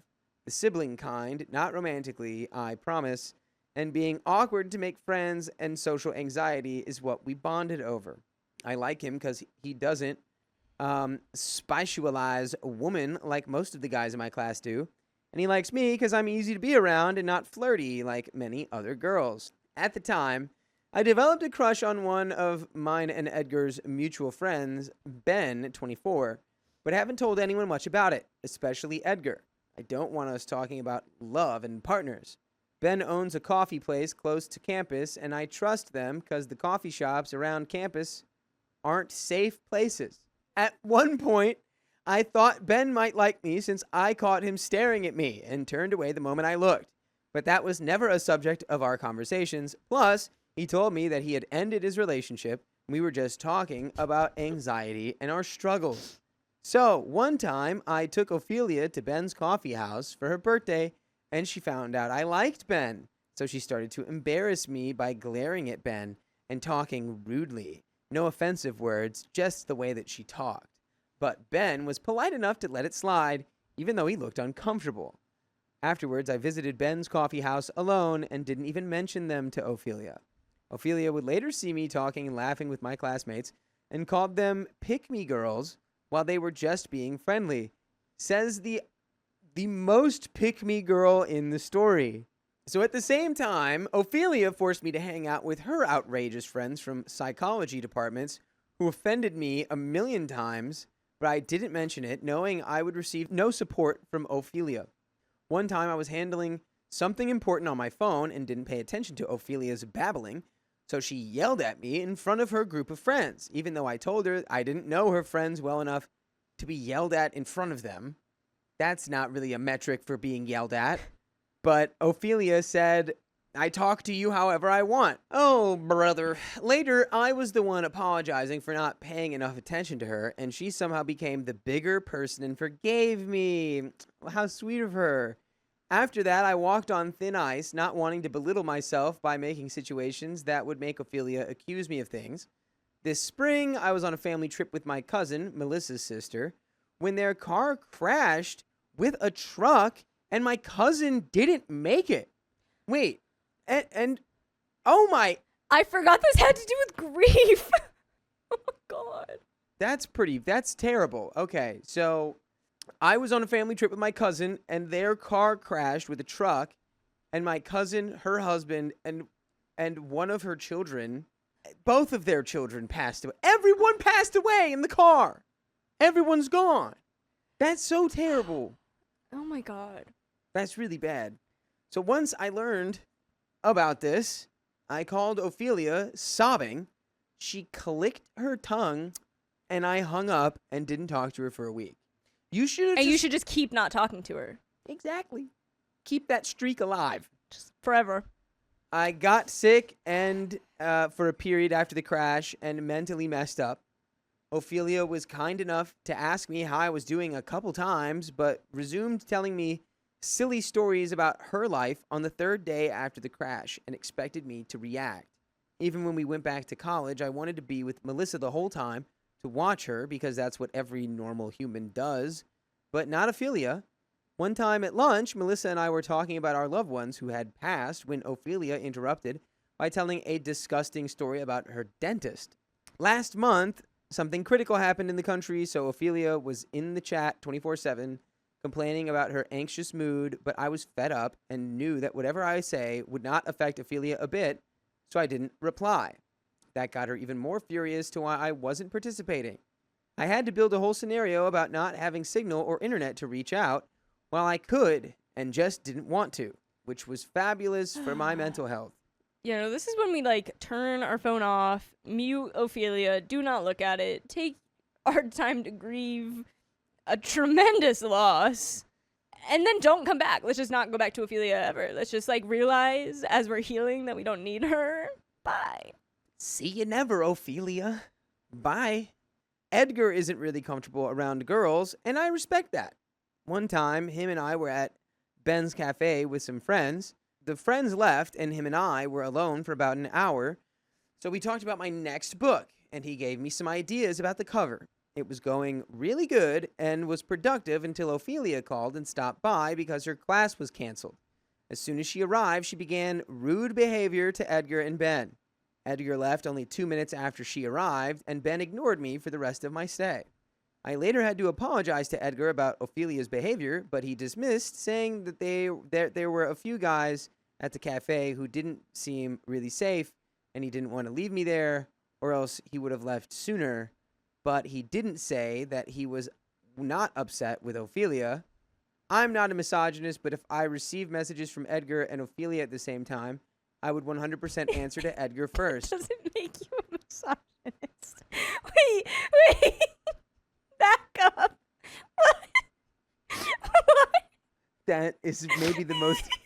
I know that we've had a lot of crazy things happen in this story. That might be the craziest thing I've heard. Ophelia has strange boundaries that don't work for me. She doesn't get upset by people's passing and saying that she can't fake it. She doesn't accept possibilities. She will cut all ties if you say you might do something and then don't do it. She is allowed to have space to herself, but I don't. She thinks she has authority over who I like. She thinks I need someone at least 10 years older. She goes on and on and on and on about religion and her beliefs, even though she knows I'm not religious and don't care. She sends me songs of genres and singers I don't like. She buys me books that she likes, but not anything I ask for. If she doesn't like my social circle, I'm not allowed to like them either. She doesn't support anything I do, saying we don't like similar things. She ignores my wishes. She finds a way to make everything about herself. She doesn't take jokes, believing everything should be philosophical and about God. She dismisses my knowledge on everything because I misunderstood a part of something doesn't mean I'm always wrong. She calls on her schedule when she can, then gets mad if I can't answer. She gets mad if I try a new snack and don't tell her about it. She doesn't believe anyone is good enough for her. She gets all defensive if I tell her stuff about her. That bothers me. Our recent fight was about this. We have free will. You don't have to do this. Oh, our recent fight was about this. After 8 years of friendship, Ophelia doesn't know my birthday. I remember hers and planned the whole thing ahead, but she didn't know mine up until 3 months ago. A month ago, I learned about gaslighting and decided to practically teach it to her as a silly joke, really. I told her my birthday would be 1 month earlier than its actual date. It's August 20th. I said it was July 20th. And she kept saying that I was born in August until I said this exactly. This is called gaslighting. And I honestly thought she got what I was doing was a joke. 3 weeks ago, my late cousin's son passed away. I adored that kid, but there was nothing anyone could do for his injuries. I got quiet and private for a few days, but received a birthday wish from Ophelia on July 20th and laughed because I thought she was continuing the joke. A few days ago, I finally could call Ophelia, and 30 minutes into talking, I asked why she wished me a happy birthday that day. She was shocked and mad and told me that I never corrected her on the birthday date exactly and that I was a horrible person who manipulated her beliefs. Yeah, I don't think you should have done that, but like, sure. I apologized repeatedly, saying that I never thought an innocent joke would become so serious to her. I hung up saying that my overall well-being was nowhere near dealing with such stuff. And we do have a little bit more story left. I don't know why we're still friends with her or why we're continuing these bits. It's nonsensical. 2 nights ago, she messaged me saying I was an a-hole for bringing up my grief and using it as an excuse to escape a conversation like that, but she would forgive me. I once again apologized, but she said that it wasn't about apologies. I don't know what that means. That would have been a careless and dorky joke within my family and other friends. I thought it would be the same with Ophelia. I'm dealing with too many things at the moment, not just grief. I'm sick of dealing with Ophelia's drama. I don't care about her or her drama anymore. I am fed up. Am I the a-hole? What am I supposed to do? You are the a-hole to yourself. Stop being friends with this girl. That's insane, man. I agree. You're being the a-hole to yourself. And I'm sorry for all of the folks out there who are unable to cut people off like this. I don't know, man. That's unbelievable to me. I don't want my mother-in-law to move in with us because I keep getting ignored. Well, then she can't move in. Trigger warning, this does have mentions of domestic violence.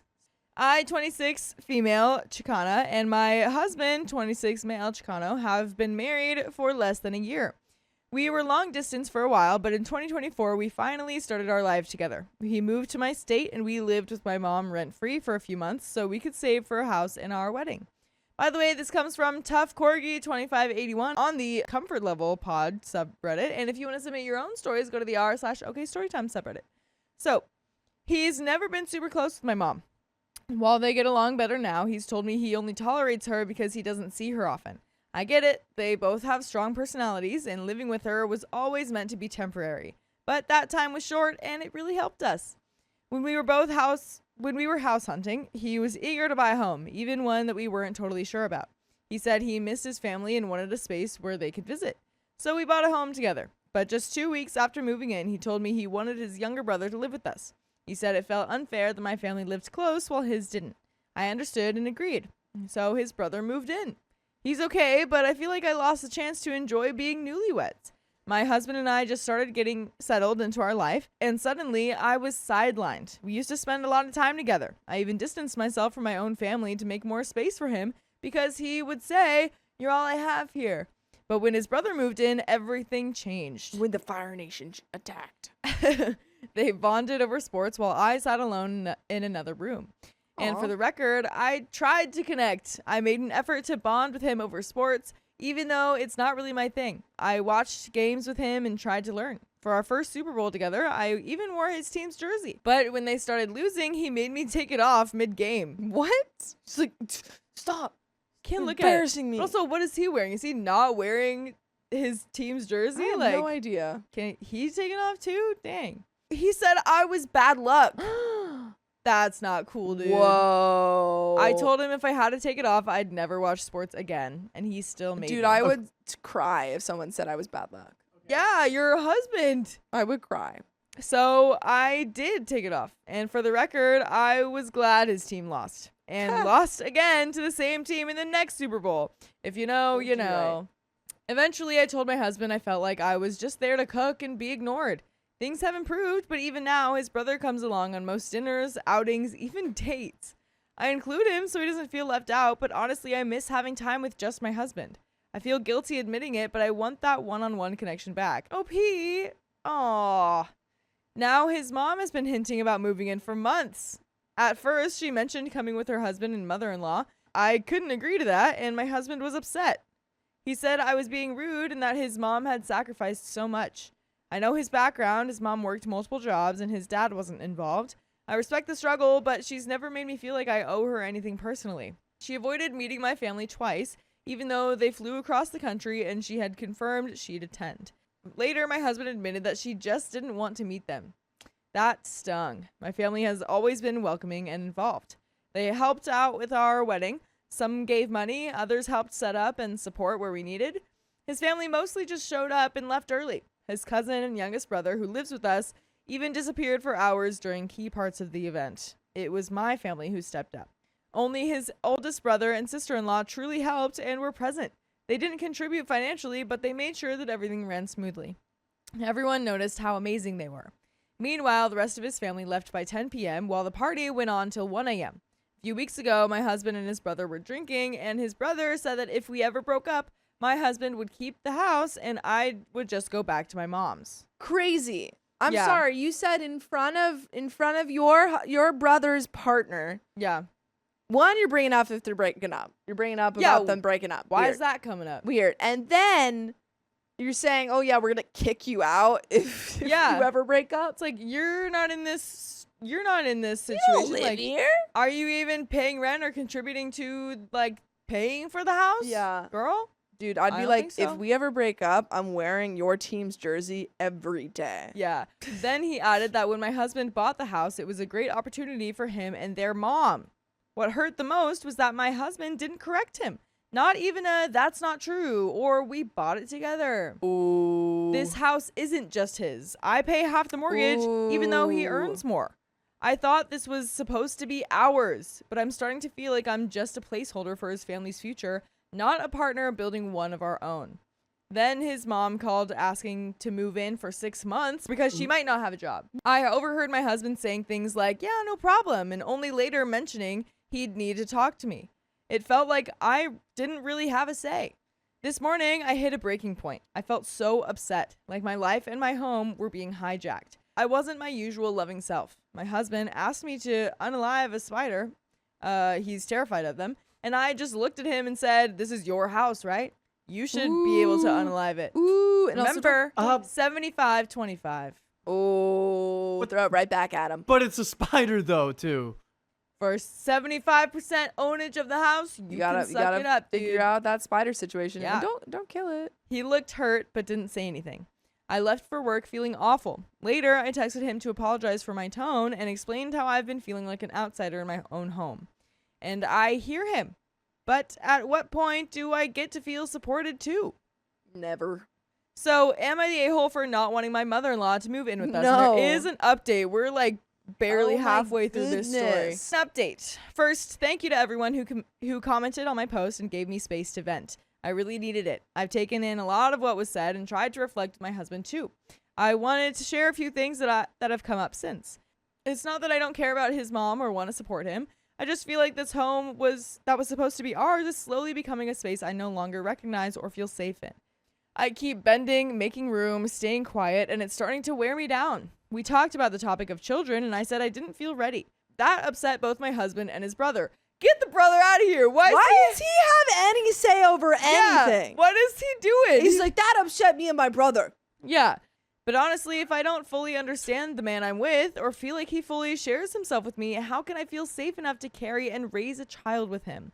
That's not me being mean. That's me being honest. As for his brother, he pays utilities, 1/3 of the groceries with washing dishes occasionally. As for his mom, he told me that she might lose her job and that's why she wants to stay with us. I brought up that she has a husband and another son nearby. Yeah, good point. Huh? I wasn't trying to be dismissive, just logical. If she has a support system, why are we the only ones being asked to solve it? He said if she had real support, she wouldn't be coming to us. And I get that. But it also made me wonder if she's not even asking them, then what are they doing? And why does the solution always fall on us? I told him maybe this is something that needs to be handled within her marriage and with the rest of the family too. Maybe all three of them can come up with a plan to support her. I'm not against helping. I just want us to ask if this is really the best, only way to help her. Because I shouldn't have to give up my piece to prove that I care. At one point in our conversation, he made a really hurtful comment, saying he wouldn't be like his older brother and let his wife take his balls. Dang. Whoa. I don't understand this. Oh, There's I don't no understand respect this or love. relationship. That was crushing. I told him that when he jokes like that, it makes it feel like I'm not a partner. When he jokes, he's definitely not joking. I'm just someone trying to overpower him. And that's not what I want. I'm not here to win. I'm here to be heard. And there is another update. Yeah. Goodness gracious, girl, lose this man. Yeah, no, at this point it's like his entire family is trying to tell him what to do in your relationship and inserting themselves into your relationship. Yep. And he's letting them do it. Yeah. But there is another update. So, okay. You know when you suddenly snap out of a trance and realize, wait, hold on. What's actually happening here? That's been me. For a while, I really thought I was in the wrong. I kept thinking, dang, maybe I'm the worst wife, the worst daughter-in-law. Maybe I'm being difficult. But then I read every single one of your comments and started realizing, no, this isn't normal. I'm not crazy. What's happening is messed up. Let me rewind to the conversation. Every Friday, we hang out with my brother-in-law and a friend. They were drinking, so people were a little more open. That's where the conversation about having kids and who owns the house came up. My husband was venting, saying that it's hard for him to be upbeat because I'm constantly upset. Screw you, dude. And yeah, he's not wrong. I was upset because the night before we were watching a movie together. His phone rang. His friend was calling. I teased him to answer, poked his ribs playfully, asking, "Is there someone else?" all lightheartedly. But suddenly, he stood up, raised his fist in the air, and his face changed. Whoa. Yikes. Okay. Nothing happened after that, but in that moment, I did not feel safe. I just froze. He apologized, and he went to bed with that feeling. I tried to brush it off. No, he wouldn't hurt me, right? Whoa. But then I remembered something else. Yeah, get out of there. Yeah. I mean, he's showing you red flag after red flag, and now we have the worst thing of all. Get out of there. Your safety is involved. Yeah. There was one time. He was wasted watching sports, and I was in another room using an app to bet on the game, trying to surprise him. I came in to be a part of it, and I don't remember how exactly, but he smacked me in the face. Oh my gosh. Not hard, not the old 1-2, but enough that I froze. He apologized immediately, saying he didn't know why he did it. That's even worse. And I never brought it up again. That's even worse. I don't know why I did that. Yeah. I mean, you really buried the lead there. Mm-hmm. There is never any excuse for hitting your partner or anyone. Never, really. never. So yeah, when he raised his fist the other night, I felt that same feeling in my body again. Like, will this be the moment it crosses a line? Now here's where it really messed me up. He brought that moment up to others. In front of his brother and our friend, he said I was always upset and hard to be around. But he left out what happened the night before. The raised fist, the fear, the tension. That's right, because the only reason she's talking about this is because he was like, "Oh, you're so upset all the time." And I'm upset because you're bringing down the mood. Yeah, blaming it on you. You got to get out of there. So I snapped and said, "Well, if you're going to bring it up, maybe also mention that you raised your hand at me." And in that second, I felt unsafe. Call him out. Good. And suddenly, I was the problem. Wow. His brother said that comment was hurtful. That saying I felt unsafe around his brother was too much. She does feel unsafe. Sorry if it hurts you. It's what it is. My husband said it wasn't fair and that I was judging him. My friend chimed in, trying to smooth things over, saying maybe I didn't mean to use that phrase. No, she did. What are you talking about? OP meant it exactly as she said it because that's what happened. Yeah, it's not even like she was exaggerating anything or using any sort of phrase or saying or anything like that. She literally just said, you should mention that you raised your hand at me. I felt unsafe. That's all she said. It's not that much. And it's true. Maybe fill them in a little bit about why. Try to understand why. But I hope you understand that there are always full episodes with more stories just like this one on your favorite podcast app, whether that's iHeartRadio, Spotify, Apple Podcast, whatever you decide. Just search OK Storytime. You're going to find all of those in there. There's also a lot more stories that are a lot more lighthearted than this one. Yeah. But there is a little bit more to the story, but yeah. Literally, my only advice is to get out of there. Yeah. And it sounds like she's situation. heading in that direction. So everyone started talking over me, telling me how I felt, saying that I didn't mean it like that or that I shouldn't have said it that way. Meanwhile, I was sitting there thinking, wait, how are all of you telling me how I felt in that moment? I meant what I said. I felt unsafe. And instead of being heard, I was made to feel like I had just betrayed him by admitting that. And I started to believe it. I started thinking, maybe I'm a knucklehead. Maybe I shouldn't have said anything. That's why I came back here, because I needed to hear from someone outside of that bubble. And the thing is, you all snapped me out of it. Everything you said, whether kind, blunt, or hard to hear, it gave me language for things I've felt but didn't know how to name. That's important. Stuff I've brushed off for years suddenly clicked. And now I'm here thinking, what kind of gaslighting crap is this? This update goes beyond just saying no to my mother-in-law moving in. That's where it started, sure, but this weekend's conversation opened a door that showed me something deeper is going on. And that is the end of that story. There you go. Wow. Wow. I am very proud of you, OP. Yeah. It's hard to leave that kind of stuff. I'm glad you're realizing it for yourself. Yeah. Glad that Reddit has helped. The good people of Reddit have helped. And just anyone, like, whenever you have in-laws and stuff who are saying things about you and stepping over all your boundaries and your partner's not doing anything, those are red flags. Yeah, absolutely. And my mom is in the chat. Hey, Mom. Because she owns a home with him, she needs to keep notes about all these things. Date, time, what happened. She also needs to call an attorney right away before she moves out. Yep. Yep. So, if you love us, make sure to subscribe. We love you. And see you tomorrow.